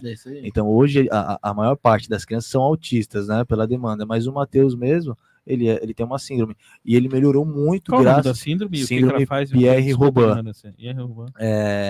Nós temos 2 gomos, né? No cérebro, né? E uma parte não liga com a outra, a informação. Então, ocorre um atraso, né? Em diversas partes, muscular, né? E desenvolvimento. Mas ele não fala, né? Por causa do palato, né? Aberto, mas ele entende tudo, né? Ele se comunica do jeito dele. Então, assim, ele chora, ele tem ciúmes, né? Ele fica bravo, né? A gente achou que ele não ia andar, entendeu? Ele demorou para andar, ele andou com 5 aninhos, mas ele andou. Então, a gente achava que ele não entendia nem quando a gente chamava ele, tipo, Mateus, vem aqui com o irmão, né? E ele vem, sabe? E foi a terapia que ajudou, né? Terapia. Por isso que depois o Sandro e a Mari desenvolveram a clínica hoje, porque sabe que com terapia funciona, né? Desenvolve, sim, funciona. Eu escuto muito também falar das crianças. A gente tá falando aqui bastante das crianças, né? Tudo. Mas essa criança, ela vai virar um adulto, né? Sim. E depois a gente vê muita inoperância do poder público depois dos 18 anos de idade. Né, nessas crianças também que viraram tem isso, adulto, também né? tem isso. E aí muitos tratamentos param, esses tratamentos, porque ela fez 18 anos. Só que o transtorno continua. Com isso, temos o nosso projeto. Legal, né? Esse cara já é o gancho, né? Você tava sabendo, né? Pode falar. Temos o nosso projeto na Praia Grande. Acredito que vai ser a maior clínica a gente fala a Casa Mateus Álvares, né? 12 mais, porque o tratamento, isso que o Gustavo falou faz muito sentido, né? Hoje, eu até costumo falar, por causa do Mateus, indiretamente a gente trata de outras crianças, porque veio a concorrência, né? E a concorrência acaba tratando outras crianças, mas até os 12 anos, todas elas, como nós também. E aí, o que acontece? O pai fala para mim, Diego, eu não durmo a noite em pensar que meu filho vai fazer 12 anos e eu não tenho mais tratamento. Você faz até os 12 anos? Só até os 12 anos. E todas as clínicas, as concorrentes, as nossas, funcionam dessa maneira. Mas público também é. Público também é. Privado. Entende? Então, assim, e aí? O que acontece, né, depois disso? Então, a gente já existem outras, né, mas poucas, menores. 12 mais. A gente vai fazer dos 12 aos 21 anos, né? Então, legal. Então, assim, vai ter... É outro tipo de tratamento. Você vai tratar aquele adolescente para ele ser funcional na sociedade, entendeu? Ele vai... Pensando no mercado de trabalho. Pensando no mercado de trabalho, então vai ter barbearia, vai ter atividade física, vão ser coisas do dia a dia, né? E a gente tem muita dificuldade, porque assim, até eu atendi alguns adolescentes e ele entra na fase de puberdade também, né? Sim. Onde desperta o libido e tal. E assim, não sabe como lidar as com mães isso, não né? sabem como lidar, é um pouco mais difícil. Gente, eu vou dar uma pausa, senão o pessoal me mata aqui. Tá Todo mundo entrando, ó. João Carlos Lima, Seba Araújo, Boa noite, meu irmão Gustavo. Irapuã Dias, mandando um abraço para o Gustavo. Denis também, pauta muito importante. Marcelo Tardelli, Inês de Jesus Nascimento, João Carlos Lima, Amanda Almeida. Às 9 estaremos lá. Um abraço, Amanda. Márcio Tardelli, Escuderia. Salve, irmão. Um abraço pelo trabalho. Zé Carlos, um abraço. Vanessa Oliveira, Inês de Deus Nascimento, Ruth Soares. Zé Carlos, um abraço, Zé Carlos. É o Zé da Galega, né? Zé da É o Zé da Galega, né? Elaine Lugão, Glauber Cruz, um abraço, Glauber. Cíntia Medeiros está sempre aqui com a gente, a mãezinha típica que a gente atendeu lá na época, há muito tempo atrás, né? A gente sabe da história dela. Um abraço, Cíntia. Seba, Daniel Uber de Andrade, Fernanda Berti, mandando abraço pro Gustavo. Todo mundo mandando abraço pro Gustavo, hein, gente? Everaldo Silva, Daniel Uber. O Gustavo vai apresentar comigo, o Marlon pode, hein? Vai começar a apresentar comigo. Contrata o Diego e o Palmeiras. Isso aí. Professora Regina Travassos aqui, mandando abraço para a Palmieri. João Carlos Lima, Luana Cassaroto. É isso aqui mesmo, gente? Falando da ecoterapia também, eu acho que é uma terapia gente, muito tem importante. bastante pergunta aqui. O Matheus fazia. O Elton Moraes, André dos Santos. Tem tudo a ver, né? O animal... Exatamente. E a gente tem uma proposta boa para vocês agora, porque aqui em São Vicente nós temos um espaço, Diego, que é a ecoterapia Carfanaum, né, do Sr. Couto, que precisa de um apoio muito grande, pode ter uma parceria até com a clínica de atender, né, porque eles fazem maravilhoso. Com o pessoal da igreja. E vai estar junto com a gente na caminhada. Tem bastante gente também de forma social. Né? É bem legal, um trabalho muito, muito importante que o Couto faz lá. Deixa eu fazer uma pergunta pro Diego, que eu tenho uma grande dúvida. Hoje, Diego, como é que a mãe atípica procura tratamento na clínica Matheus Alvarez? Porque assim, a gente vê como né? Como é que é o tratamento hoje, como que a mãe poderia buscar um tratamento na clínica Matheus Alvarez? A gente atende, a maioria das mães, elas entram pelo plano de saúde, né? Então, elas passam no neuropediatra, que não é barato, né? Então, assim, acho que o mínimo aí é R$900 a consulta, né? E aí... E uma fila de espera ainda, mesmo pagando o valor alto, é uma fila de espera. Meu, vou para dentro. Onde o povo precisa, também tem que estar dentro, né? Não é só lutar pelo bairro, não sou só da fazendinha. Eu sou reitor do São Vicente. A área continental é onde eu amo. Mas é onde você tem mais ligação, né? Lógico. Sim. É o que a gente está falando sempre aqui para os candidatos. Os candidatos reduto, né? Geralmente a gente tem candidato bairrista, né? Acho que o Renato De Luca faz um trabalho bastante, um social que a gente vai falar também. E eu já vou perguntar para você da tua associação, eu vou falar para ele que ele faz um trabalho social também, assim como o Castelo também faz. E cada um tem o seu reduto, onde quer ajuda mais, né? E é interessante isso. Correto. Não é só, mas eu já vi tu eu acompanho todos vocês aí. Eu já vi o Paulo no Rio Negro, Quarentenário, Roagê. Sim. Eu sempre tô acompanhando. Tem que andar, né? Tem que andar um pouco. Vamos voltar aqui pro Castelo. Ô, Castelo, e se é muito tempo, Castelo, que você faz parte de um partido só. Você só andou por um partido só? Sempre que você filiou, você foi sempre PSB. Sim. E por que você decidiu continuar nessa eleição aí? Deixa eu beber água. Pode beber água, fica à vontade. Ô, Marlon, foi uma boa pergunta.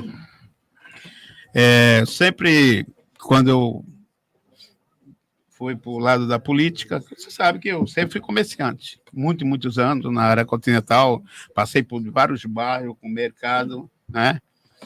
E aí chegou um determinado tempo que eu achava que eu ia para a política com o social, que eu sempre fui, né? Povão, social, família, e para poder alcançar mais os objetivos de ajudar as pessoas.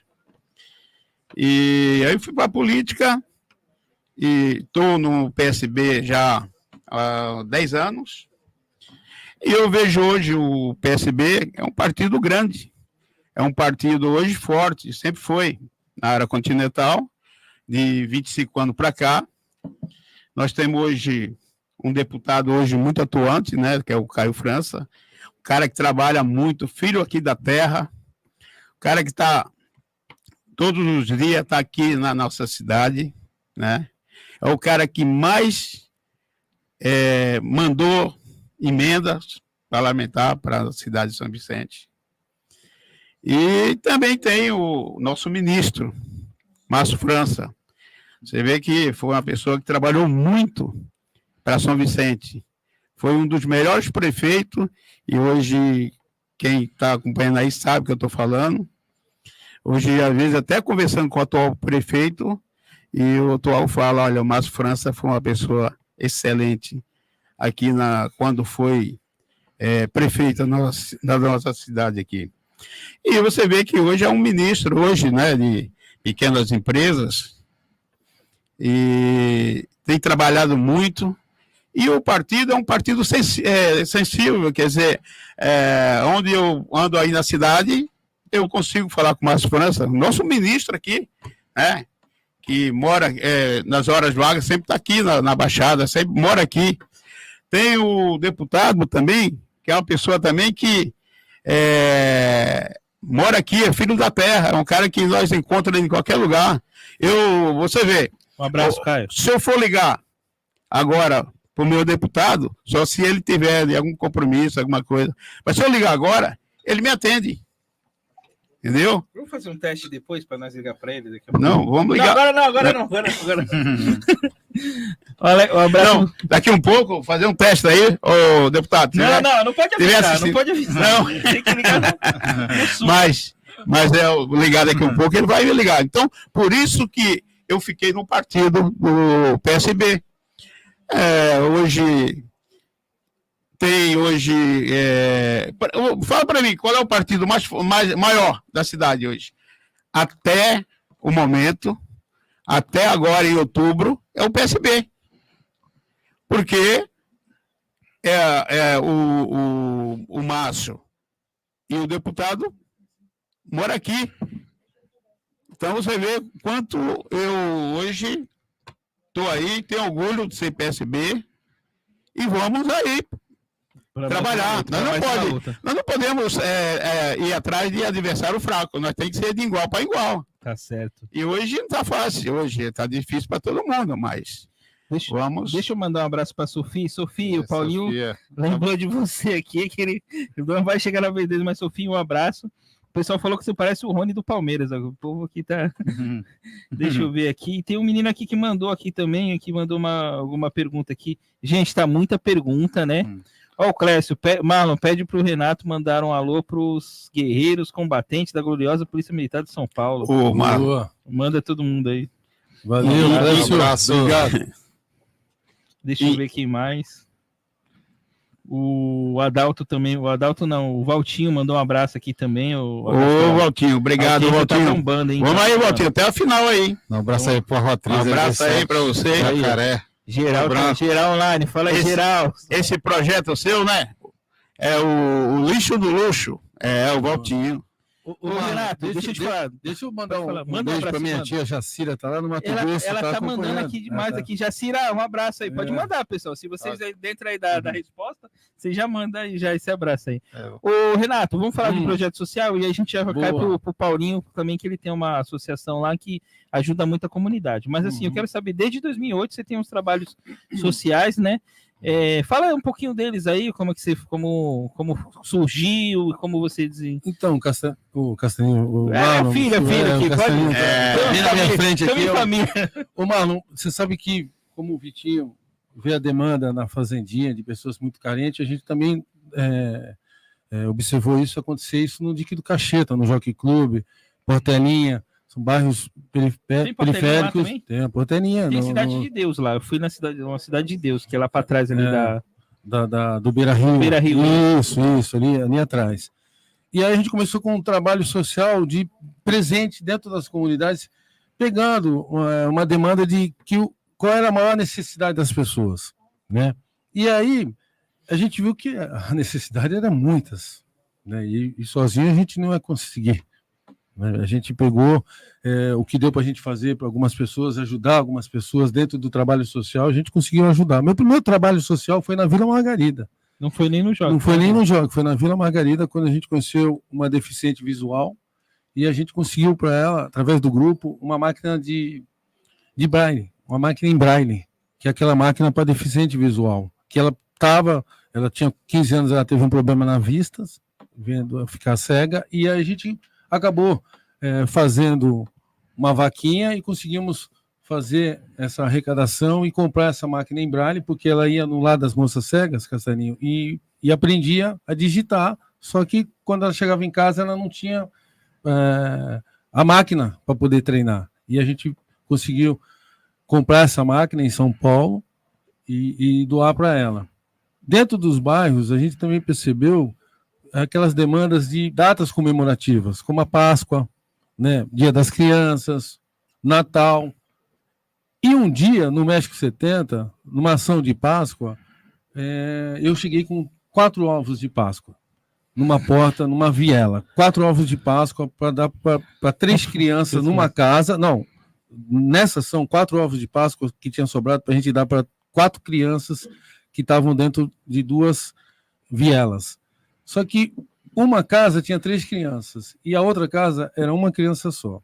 Quando eu bati na primeira casa, que eram as 3 crianças, eu dei os 3 ovos de Páscoa para aquelas 3 crianças, e o menino que estava sozinho na outra casa começou a chorar, de que, poxa, o Renato deu 3 ovos de Páscoa na outra casa, e por que eu ganhei só um ovo de Páscoa?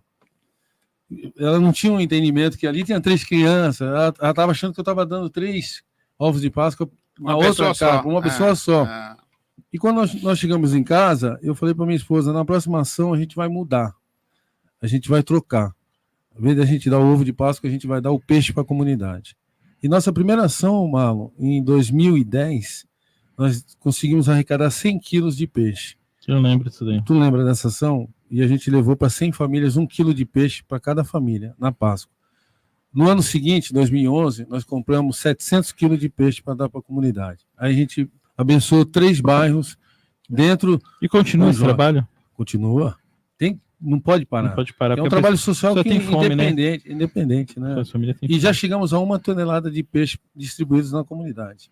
Uma semana todinha. Teve um tempo até que eu falei assim, tu me ligou e tu falou assim, Marlon, tem aqui o pessoal, e eu não consegui o transporte, mas eu lembro disso daí, foi bem legal. Foi legal. E aí, o Castaninho, o Marlon, o Vitinho, Dia das Crianças, a gente abençoa as crianças, cerca de 2.000 brinquedos, e no Natal, eu troquei os brinquedos, porque você pega uma ação em outubro, no Dia das Crianças, 2 meses depois já vem o Natal. E a maior necessidade da nossa comunidade hoje, carente, não tem o que comer. As pessoas dentro das nossas comunidades, e eles sabem o que eu estou falando. Verdade. As pessoas não têm o que comer. Quantas casas nós visitamos e chegamos na casa, a pessoa vai oferecer um café, ela abre a geladeira para pegar uma água, só tem água na geladeira dela. Ela não tem o que comer. E aí é muito triste isso, você chegar, ir ali para pedir um voto, pedir uma chance de fazer a diferença, e ela abre o sorriso acreditando naquilo que você está falando. Então é importante a gente poder ajudar as pessoas dentro da comunidade carente, independente de ser eleito ou não. O trabalho social, assim como o Vitinho que está aqui do meu lado, o Castaninho também, quantas pessoas já bateram na porta do Castaninho? No mercado. Não é verdade? Esse rapaz aqui, diversas vezes aqui eu tô lá quando a gente ia na fazendinha, ele tá trabalhando, Marlon, eu tô aqui ocupado, mas tô fazendo isso aqui, tô aquilo, ajudando a comunidade. Exatamente. E aí, nessa demanda de Natal e Dia das Crianças, nós trocamos também um brinquedo do Natal pelo frango. E a última ação, nós conseguimos abençoar 700 famílias. Foram 700 frangos distribuídos no Pompeba, no Tancredo e no Caxeta. Caramba, que legal. Né? O Paulinho, o Vitinho, o pessoal tá falando, deixa o Vitinho falar. Vou deixar, gente, calma aí que tem a vez dele. Vitor, fala um pouquinho desse trabalho da associação, a qual você é presidente, a qual eu já visitei lá a sede. Na época tinha a Elis que estava ajudando, Elis estava fazendo um trabalho maravilhoso, que ajudou a gente pra caramba. E eu vi que vocês fazem bazar, vocês dão roupa, ajudam o pessoal. Fala um pouquinho desse trabalho aí. E o rapaz aqui, Chico Mendes, falou para tu falar da horta comunitária e o projeto de reciclagem também, que faz parte aí de todo esse trabalho da associação, né? Porque é um trabalho, é um trabalho que é anual, né, o Renato, que nem você falou, anual. Tem Dia das Crianças, tem Páscoa, tem Natal, e no meio do caminho tem os peixes que vem, então fala um pouquinho aí, Vitor. Igual eu vi o Renato de Luca falando aí, em 2010 ele já fazia esse trabalho. Eu admiro esse trabalho aí. Por isso eu faço direto, igual você vê lá. Dentro da comunidade é cerca de 15 mil pessoas. Nós sempre tá tentando ajudar ali o próximo ali. Com entrega de cesta básica. Festa das crianças nós está sempre ali fazendo. Expandiu, esse ano foi para Roger também, não foi? Foi, hoje não, então tá expandindo, né? Graças a Deus, Deus está abençoando mais, tô conseguindo ir para outros bairros. Samaritá, Roger. Além da fazendinha, mano, que é meu reduto, a pessoa é muito carente lá. O dia a dia lá, só quem tá lá dentro que realmente ajuda sabe. com roupa também. Roupa, remédio. A associação lá faz um trabalho legal lá dentro. E cuida ali de todos. Eu vejo que todo mundo, assim, até a pessoa quando vai chegar lá na fazendinha, e eu tive muita referência, né? A pessoa fala assim, procura o Vitor da associação que realmente que tem todo... Ali você tem um mapa ali daquela região ali da fazendinha. Conheço tudo, 15 anos, né? Já tem uma história lá dentro, né? Lá nós tá com o futuro lá para fazer uma horta comunitária. E como é que é essa horta aí? Chegou lá com o quê? 20 anos? Cheguei não. Mais ou menos, tá com 34? Isso mesmo, 22 anos por aí, 20. Isso mesmo. Fala isso. Eu encontrei algumas vezes o Vitor na subprefeitura pedindo ajuda lá, socorro para a fazendinha. Verdade, sempre verdade. ajudou a comunidade. E com aquela associação querendo documentar ela. Isso, e era um transtorno, cara. Tem ele. Às vezes não podia ajudar porque faltava documentação.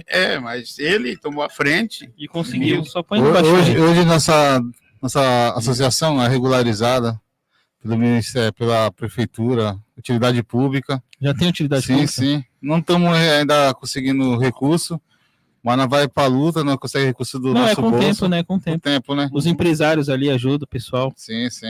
Que legal. Muito empresário aí. Começo. Agradecer. Fala um pouquinho dessa horta comunitária e agradece o comércio aí. Pode agradecer também. Agradecer o comerciante aí que sempre está ajudando nós. Em evento, no dia a dia também. Doando cesta básica para nós poder abençoar cada vez mais as famílias. Então, sobre a horta comunitária, mano, nós temos um terreno lá. Tem um terreno lá que é 100 por 60 lá, que é onde vai sair os projetos de uma creche, futuramente, regularizar a nossa comunidade. Uma creche, um postinho de saúde, um campo de futebol. Já tá tudo separado lá, né, Cassarinho? O Vitinho, hoje eu sou a favor de documentar, né, o solo, né?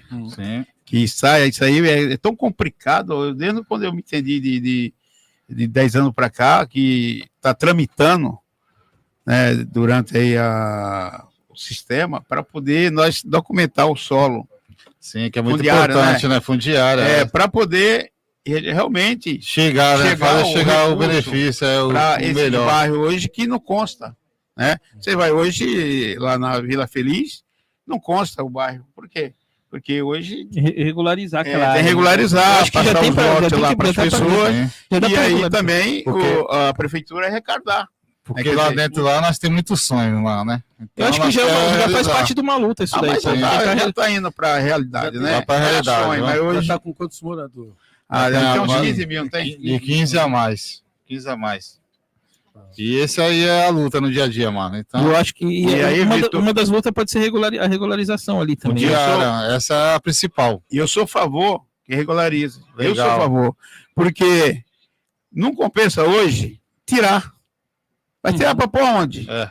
Hoje é dar seu lote lá, dar seus direitos para todo mundo e o poder público entrar. Todo mundo quer pagar seu imposto, né? Ter a creche, ter a saúde, porque hoje, o Vitor sabe, eles usam hoje tudo da parte de cá. Né? As creches é tudo na parte ali da Vila Holanda, a saúde também é do lado do Parque das Bandeiras. Quer dizer, cria um transtorno, porque ali é uma cidade. Né? É um bairro bem grande. Mas eu tenho esperança, viu?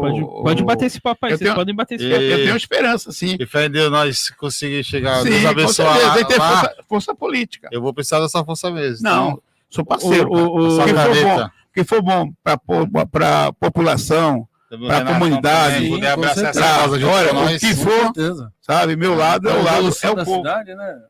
Tá vendo aí, o povo da Fazendinha? Nós já temos 2 apoiadores para nós aqui, junto com o Mauro 3, hein? Tamo junto. A gente tem um carinho especial ali, que a gente sempre foi bem recebido. Eu acho que o vereador tem que ser da cidade. Não é só no bairro. Ele representa o bairro, como o Vitinho é um representante lá da Fazendinha, mas que ele também vai olhar por outros bairros. Correto. Né? Não, porque tudo que nós fazemos, o Renato, tudo que cai na Câmara que nós aprova é 15 vereadores que aprovam. Sim. Então, mesmo que o projeto é seu, mas você precisa aqui, vai ter um dedinho nosso. Então, nós circula os 4 cantos da cidade. O que não pode ter, Marlon, e Vitinho e Castelinho, o que não pode ter é aquela vaidade. Sim, sim. Porque tem alguns políticos da nossa cidade, vocês sabem, que tem a vaidade. Não pode ir no outro bairro. Vou te falar um exemplo de vaidade deles. Ó, vou te falar rapidinho para vocês, eu quero saber a opinião de vocês. Santos tem 21 vereadores. Acho que Praia Grande vai para 23 agora. E São Vicente continua com 15, gente. E poderia ter aumentado. Não é que a gente quer criar mais cargo público, não, mas assim, porque a cidade aumentou de tamanho, comporta. E às vezes o pessoal que está lá hoje, lá dentro, né? E depois vocês tiveram uma parte lá, mas eu quero saber, até essa questão é boa para perguntar a parte da suplência, se vocês tinham esse poder todo, né? Que vocês dois passaram por suplentes e tiveram lá dentro. Mas assim, hoje eu vejo poderia aumentar para mais cadeiras, 21, quiçá 23 também, e para aumentar o número de fiscalização, que hoje a gente não tem esse número de fiscalização. Hoje fica mais fácil para quem está no executivo segurar a Câmara, porque ele tem poucos vereadores, então ele consegue governar de uma forma melhor, né? Mas assim, dá âmbito para eles segurarem algumas coisas, entendeu? Então hoje o que vocês acham aí de aumentar as cadeiras do Legislativo aí, começando pelo Castelo, que já teve lá? Você já tentou fazer uma propositura? Você sabe, Marlon, Renato, Vitor, eu estive lá agora até o dia 30 de março, eu era vereador.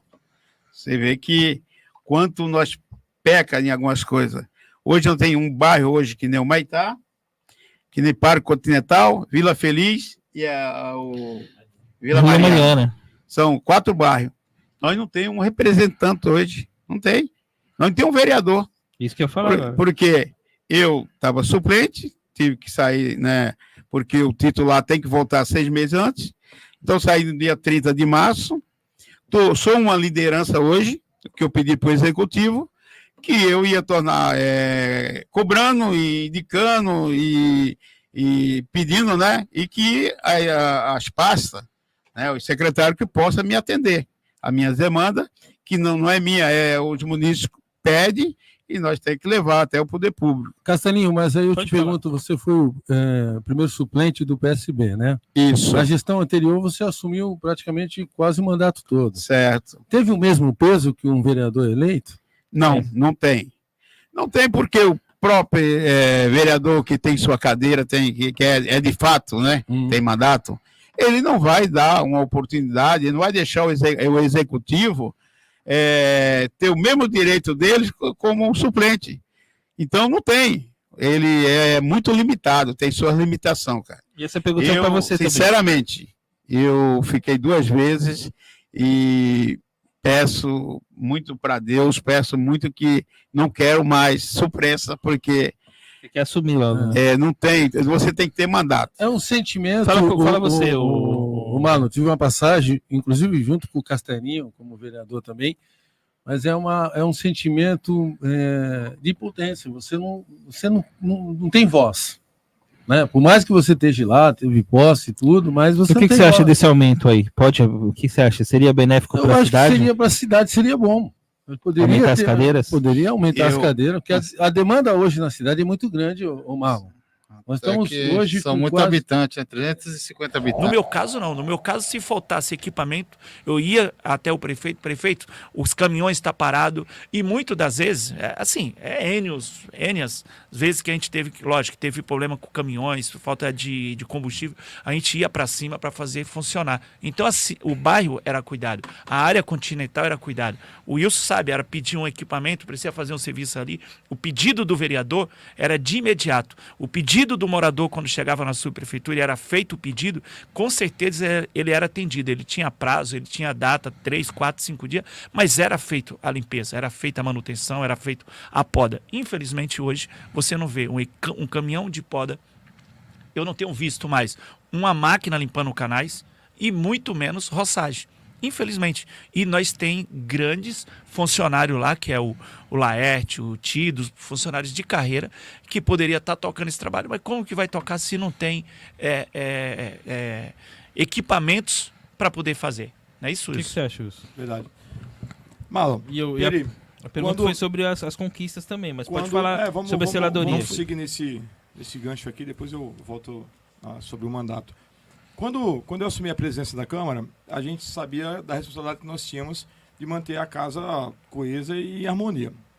E o Márcio França falava que o presidente é o algodão que fica no meio dos cristais. Então nós montamos uma comissão de vereadores da região continental para que nós pudéssemos desenvolver esses trabalhos, né? De limpeza, de poda, né, de maquinário. Perivaldo é um cara que sempre levava demanda para a Câmara, juntamente com alguns vereadores, para que a gente pudesse melhorar o trabalho da subprefeitura. E ó, veja bem, a subprefeitura ela tem status de secretaria, mas não tem orçamento. Ela não tem orçamento. Eu sempre defendi e vou defender que a subprefeitura ela seja de fato uma secretaria, com orçamento, com dinheiro para contratar retroescavadeira, caminhões, máquinas, equipe, para que tenha limpeza de canais, poda de árvore, roçagem, enfim. Nós desenvolvemos um trabalho lá que era maravilhoso, né?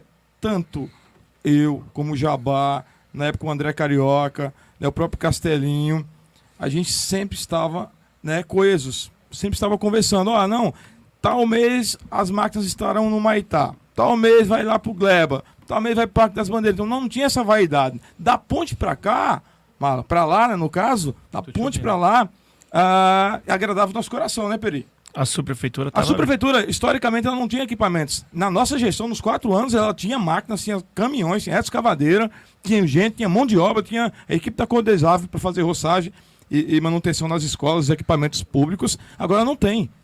Né? Você vai no Maitá tá largado. Você vai no Parque das Bandeiras, tá largado também. Perivaldo citou aqui o Aerto. A gente sabe que tem profissionais qualificados, funcionários de carreira e que tem boa vontade para trabalhar, só não tem instrumento para trabalhar na subprefeitura. Então, eu defendo que a subprefeitura seja, de fato, uma secretaria que tenha orçamento, que tenha recursos para que esses Porque funcionários eu vejo possam desenvolver um trabalho. Reclamação e do pessoal falando que lá não chega, Caminhão, chegar cimento. caminhão de hidrojato. Você vai no Rio Branco hoje, hidrojato, hidrovac, né? Você vai no Rio Branco hoje, não pode chover, o Rio Branco está se acabando em água. O Rio Branco é o centro da região continental. Não é porque eu moro, não, gente. É porque é o bairro hoje que tem um comércio pujante. Né? Mas não pode chover. Não pode chover. Gastaram lá não sei quantos milhões para fazer. Ficou legal, ficou até bacana um projeto lá, né, na avenida. Porém, tem que acabar com aquelas enchentes. E dá para fazer isso. Tem que ter boa vontade.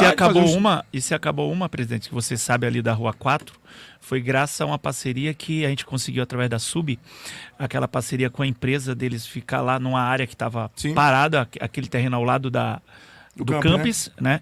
Em parceria, eles ficaram 2 anos, eles estão até hoje, eu não sei se foi dado uma contrapartida, porque o contrato até então com a prefeitura era 2 anos, em troca eles dariam 420 metros de manilha para fazer aquela rede de drenagem ali da Rua 4.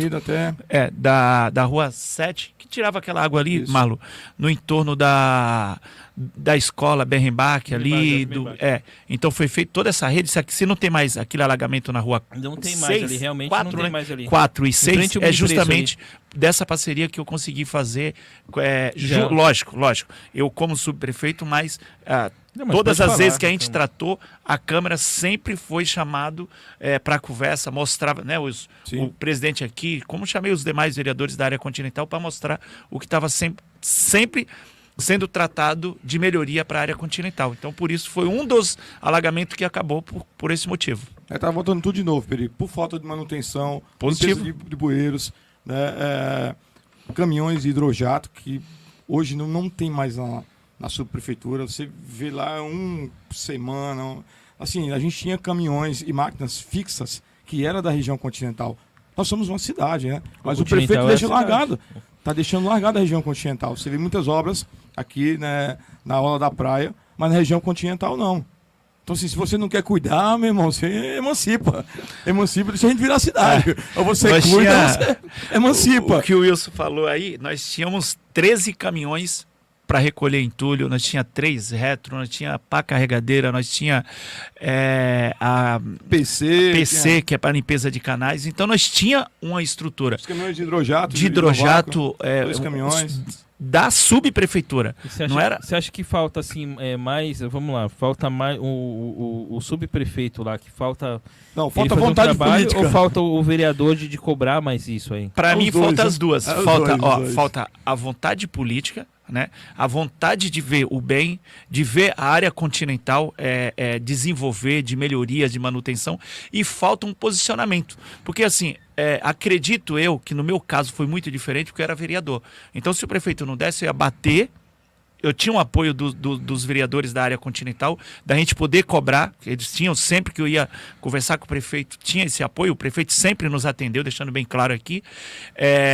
Mas eu era vereador também. Então, se caso não atendesse, eu ia voltar e a cobrança ia ser maior. Então, eu tinha algo a mais para poder cobrar. Hoje eu não vejo. Hoje eu vejo calado. Você chega lá, não tem a quem... Você viu o estado do Ecoponto? Você viu? Tá abandonado. O vice-governador nós levamos lá. O governador, na época, era governador. Projetos recuperando. Hoje está abandonado. Hoje tu chega ali. Muitos equipamentos, Céu das Artes, a gente estava começando agora há Não, pouco. Céu das Artes abandonado, cara. Caramba, tá abandonado. cara. Não, Deixa eu dar um detalhe Nós aqui, entra lá. rapidinho, que eu falei até pro o Maitá. A gente tem muitos pontos abandonados lá, que é o Céu das Artes, né? O Centro Comunitário, Posto, a Malote. E eu vou falar um pouquinho do Céu das Artes, quando a gente estava, até a minha amiga Carla também está aqui, que a gente fazia parte de um conselho lá, né? O conselho do Céu das Artes, conselho gestor. E o Perivaldo, isso aqui não preciso puxar saco de ninguém não, irmão. Isso aqui eu tô falando que a gente viveu. O Perivaldo, enquanto gestão lá, enquanto eu era vereador, ele colocava uma pessoa lá para cuidar do Céu das Artes, e assim se permaneceu. Porque assim, a gente sabe que é um espaço que para quem não conhece o Céu das Artes no Maitá, é um espaço que era aberto, que tinha com todo o potencial, foi até do governo federal, né, Wilson? Governo todo federal. O potencial de ajuda. Tinha sala de computador, tinha teatro. Cinema, tinha tudo. Esporte, né? Tinha muito bacana. E durante, O Crasso. então, assim, gente, não ganho, não sou da equipe Perivaldo, só para ser claro. Durante o mandato lá, enquanto o Perivaldo estava lá, tinha alguém lá cuidando. À noite tinha um rapaz que cuidava lá, que era 24 horas. Que era 24 o Pedro horas. Ivo. E aí o que e aconteceu? Daqui depois não andou. O equipamento se destruiu todo, né? A cultura em geral na cidade de São Vicente foi acabou, desmontada, né? Acabou indo a atual gestão desmontou entendeu? A cultura da cidade. E o que a gente vamos falar agora, já que a gente entrou, esses espaços abandonados? Acho que no Rio Branco tem algum, não tem, mas tem no Maitá, né? Mas no Maitá. Temos alguns terrenos lá que pode ser aproveitado no Jardim Rio Branco, mas equipamento mesmo lá... Não tem, poucos. São poucos. Malu, você falou especificamente do Céu das Artes. Eu acompanhei ali desde 2010, 2008, que começou a tratar daquele equipamento que chegaria para o município. Isso demorou por anos, foi dar andamento em 2014, 15, parou a obra de novo, voltou em 2017, 18, se eu não me engano. Em 20, nós inauguramos aquele equipamento. Como você falou, com todos os equipamentos, com... Quadra de esportes. Quadra de esporte, teatro, o CRAS, se eu não me engano, foi para lá, salas multifuncional, uma sala de computador, enfim, uma série de informática, uma série de equipamentos funcionando lá. O que acontece no Projeto Céu? O Projeto Céu, ele é um equipamento que ele é aberto, né, a praça. Depois que o município recebe, o município pode murar. Tem que gerir. O município... Ou ele pode optar também de murar, mas até a data que a entrega não pode, até porque ele já não contempla o projeto. E aí o que acontece? O prefeito já estava chegando no período de eleição, ele falou, vamos colocar uma pessoa que possa cuidar. E assim foi feito. A partir do momento que o novo prefeito, o atual prefeito assumiu, qual que era dele? Ou mura, ou coloca alguém que pudesse cuidar também 24 horas. Geralmente essa pessoa é da comunidade, viu, Magno? Que já tem interação isso, eu lembro. Para participar. E o que acontece? Nessa situação, começou a destruir e chegou o que chegou. Só que nesse período, mais agravante é que lá tinha um equipamento, eu não estou aqui para falar mal, mas eu tenho que ser justo com as coisas. Lá tinha um equipamento que é do CRAS, que o secretário atendia lá dentro. E como que com o secretário dentro, atendendo a população, vendo aquilo destruir, em vez de cobrar do prefeito o posicionamento, que até então ele era vereador há meses antes, 2 meses antes que seja, era vereador, deixou de ser vereador, foi ser secretário naquele momento, que deveria cobrar do prefeito posicionamento de um segurança 24 horas ou de fazer o muro para poder cuidar. Como é que você deixa? Alguém tem que ser culpado e alguém tem que ser cobrado. Responsabilizado, né? Responsabilizado. Eu acho que nós, como lá na frente ser eleito, o vereador, nós que acompanhou aquilo ali, nós tem que cobrar de quem foi culpado de deixar destruir. E o que acontece com o equipamento? O equipamento destruiu, né? Tendo o secretário atendendo a população. Dinheiro público jogado fora. Né? Foram alugar um outro local, eu não sei o que houve, foram alugar um outro local, com local próprio e destruir a nossa cultura da cidade. Então, de quem estava ali, de poder levar a demanda para o prefeito. Pessoal, 50 pessoas assistindo, obrigado aí. Bastante gente falando Perivaldo, bastante gente falando o nome também do Wilson. Pessoal, se inscreve no canal aí, dá um cliquezinho, se inscreve no canal aí, dá uma curtida aí pra gente subir essa live aí pra mais pessoas verem, tá? Vai dando se inscreve no canal aí. Qual foi? Jefferson, pede o pessoal se inscrever no canal. Jefferson, eu vou trazer tu aqui, hein? Você vai passar Jefferson e Lulu. Trazer ele, os dois maiores vendedores de celulares aqui da Baixada. Quem tá aqui, gente, também é a Sandra do Colégio Caminhos do Saber, tá aqui assistindo a gente aí também. Professora Sandra, Rapaz, parabéns a aqui, Sandra. Eu sou Galego Cardoso também tá aqui. Tá lá no Pernambuco. Um abração lá, tá lá de Tamandaré. Um abraço, Galego. Muita gente, Cristiane, Benjamin e a Ângela também estão aqui Ângela. também. Gente, bastante, o Perivaldo divulgou bastante aqui, tá? Manda pessoal aí, Wilson. Mandei bastante gente aí. Alex Pérez tá aqui também. Opa. Eliane Andrade, ó, Wilson, estou com você também, legal. Gente, agora eu vou falar pra vocês, de verdade, eu admiro o trabalho por vocês e acompanhei também. Tanto o Perivaldo como sub, como você como 2 mandatos como presidente da Câmara, né? Foi 2 mandatos? Foi 2 mandatos. 2 biênios. Isso, 2 biênios, né? 2 biênios é difícil de conseguir, cara. E eu lembro da história, a história foi muito interessante, foi legal pra caramba. Se tu quiser contar, pode contar. Nem entra nesse detalhe, não. Não, mas foi legal, porque foi uma conquista, né? A eleição foi uma eleição bacana. A primeira foi legal. Fui o primeiro presidente da Câmara da região continental, né? 110 anos de região continental, fui o primeiro presidente. E a segunda eleição foi meio conturbada, né? Na verdade não foi, na verdade assim, tinha 2 grupos políticos, né, disputando a eleição, e aí no final sempre tem, né, as articulações e a gente conseguiu furar uma bolha, entendeu? Mas respeito todo mundo, né, os amigos hoje são nossos Foi entendimento amigos. Naquela hora. Ali foi um momento, eleição. Foi uma história legal, porque o pessoal... Só pra... serve de história pra gente. Só para reforçar, eu chamei ele na reunião e falei, presidente, você vai disputar para presidente? Se recorda?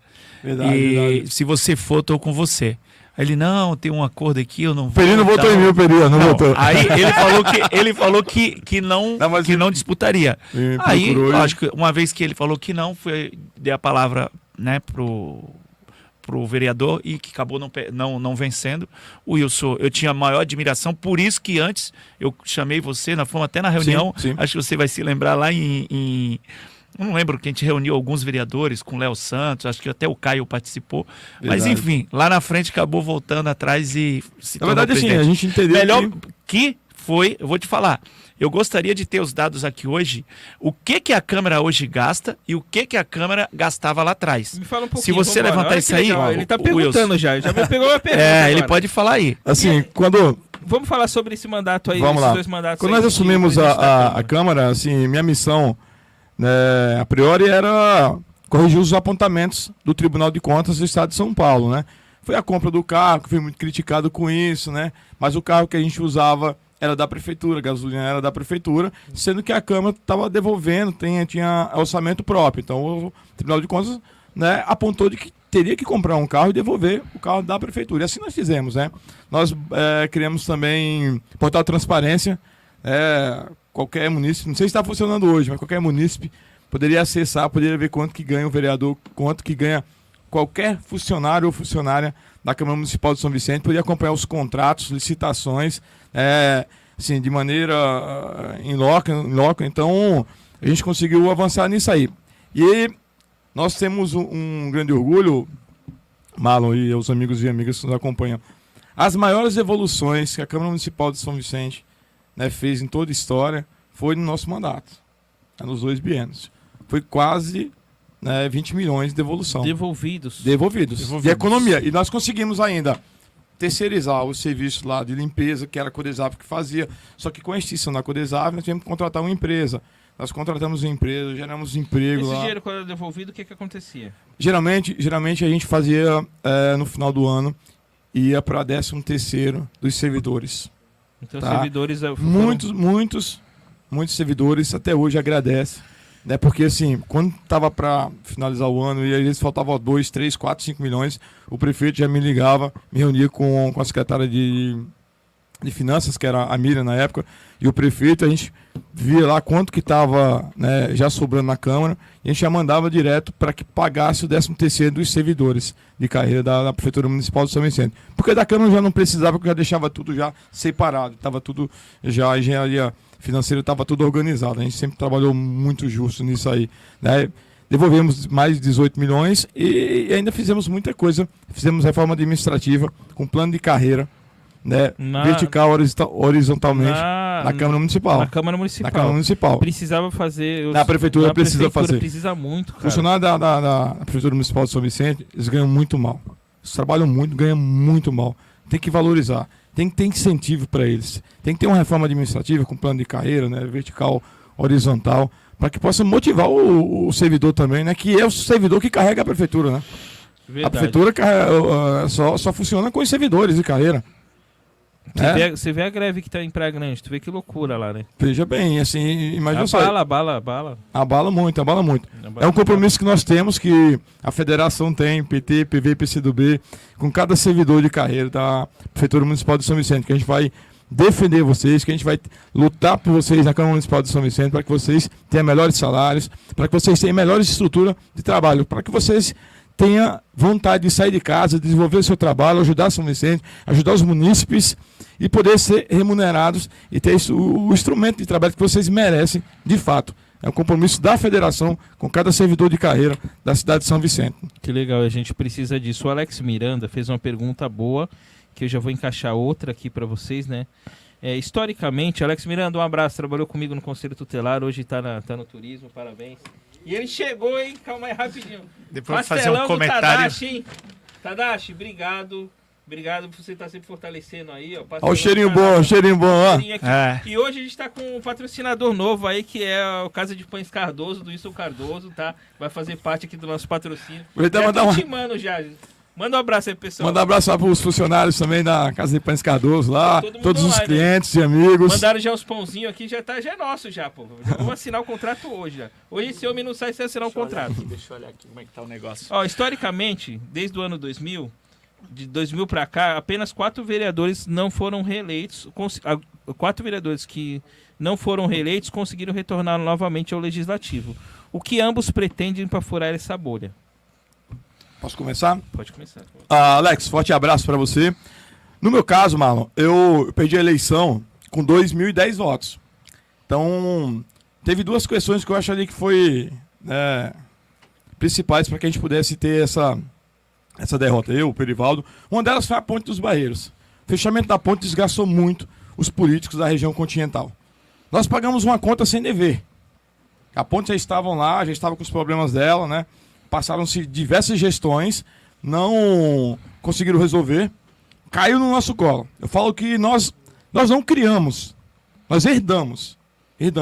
Por conta disso, nós perdemos muito voto. O desgaste político, por conta da Ponte dos Barreiros, foi muito grande para nós, que vive, que mora na região continental. Você sentiu isso daí? Sim. Eu coloco muito da derrota do prefeito Pedro Gouveia, né, na questão da Ponte dos Barreiros, que também ele não criou, ele também herdou, caiu no nosso colo. Mas enfim, e outra coisa também foi a questão do partido. Eu acabei errando no partido, mano. Eu tive 2.010 votos. Na cidade teve vereador que foi eleito com 1.300 e poucos votos, 1.700 votos. Então assim, eu não reclamo dos meus eleitores. Eu não reclamo. Eu agradeço a cada um deles. Você ter 2.010 votos, você encarar uma pandemia, Ponte dos Barreiros, toda a situação adversa que teve naquela eleição, e você sair com 2.010 votos... Teve muito mais, né? A gente pode Teve comentar. muito mais, que a gente não vai nem comentar aqui. Não poder fazer campanha, não poder ir ali, não poder em tal lugar, enfim. Muitas situações. Eu tive 2.010 votos. Então, eu sou muito grato a esses 2.010 votos, esses 2.010 eleitores e eleitoras. Pra É trabalho. É fazer isso aqui. É discutir a cidade. É você visitar, é você andar, não temos um mandato, nós não temos estrutura que os caras que estão aí hoje têm no poder, tem muita grana para poder fazer campanha e gastar, nós não temos. Quem não tem que trabalhar, meu irmão, tem que acordar cedo, acordar de manhã, andar, encarar o eleitor, olhar no olho dos amigos, das amigas, explicar a situação, porque nós acertamos, porque nós erramos, né? Tem que trabalhar, não tem jeito. Quem não tem dinheiro tem que acordar cedo e dormir tarde, trabalhar. Pessoal, muita gente tá mandando que não tá conseguindo fazer comentário porque não tá inscrito. Tem que se inscrever para fazer o comentário. Então se inscreve aí pra gente fazer o comentário. E você, Pedro, o que a gente dá pra gente mudar pra gente voltar aí? Marlon, basicamente é o que o Wilson, a gente estava até conversando antes dos bastidores a respeito disso, né? A questão da Ponte dos Barreiros é uma questão antiga e que ficou brigando o governo do estado, o governo federal, e não resolvia. Era o Dória, né? Que era o Dória não queria resolver, que era de responsabilidade do governador, porque a ponte é do estado. O município não tinha condição, mas a população, aquela pessoa que passou na ponte com chuva, com sol, a pé, com criança, com sacolinha, tomando picada de mosquito, enfim, tendo que dar a volta de carro para Praia Grande ou para o Cubatão para chegar no centro, essa pessoa machucou muito. Todo mundo que estava lá na área continental, ele pagou esse preço, né? A maioria do nosso eleitor é da área continental. Sim. Só que isso é uma briga, a gente está falando de 58 milhões. E que, justamente também, se outros governos que passou não conseguiu solucionar, no nosso governo, pelo menos nós conseguimos buscar o recurso e iniciasse a obra. Então, nós conseguimos também dar uma solução. Se hoje está lá funcionando, é porque nós buscamos, né, de alguma forma, que estávamos no mandato. E também, é como o Wilson falou, eu jamais seria ingrato aqui de falar do meu número de voto. Meu número de voto, só tenho que agradecer todas as pessoas que votaram. Teve a pandemia, né, que as pessoas, principalmente o meu eleitor, é considerado aquelas pessoas mais idosas que deixou de ir votar, né, as pessoas mais idosas, foi recomendado que não fosse, além da ponte, os idosos e os problemas que a gente não podia ir para a rua. O que fazer para mudar? Ô, Marlon, tenho trabalhado muito no dia a dia, buscando apoio, buscando parceiro, e principalmente hoje, quando você fica de fora, você fica com aquele receio, será que eu vou ser criticado, será que eu não vou ser recebido? Pelo contrário, hoje a população da área continental, do Maitá e do continental especificamente, ele clama por alguém que possa assumir de verdade a área continental e que possa representar, que possa cobrar. Então isso, quando eu vou na casa de alguém, de qualquer amigo, de qualquer pessoa, as pessoas eles estão de portas abertas. Por mais que ele não goste da política, ele está esperando que alguém volte para assumir. Porque hoje, ô Marlon, eu vou para resumir, eu, quando era vereador, o Wilson também eu via todos os dias na rua. Como todo mundo me encontrava na padaria, na beira de um canal, próximo à escola, numa praça, fazendo limpeza, roçando. Hoje você não vê. Se você falar para mim que você vê os vereadores da área continental, eu estou fazendo uma pergunta para você. Qual foi o dia que você viu o vereador na área continental? Você vê todo dia? Isso eu escuto todo dia da população. Só quando tem inauguração de equipamento, né? Não vereador...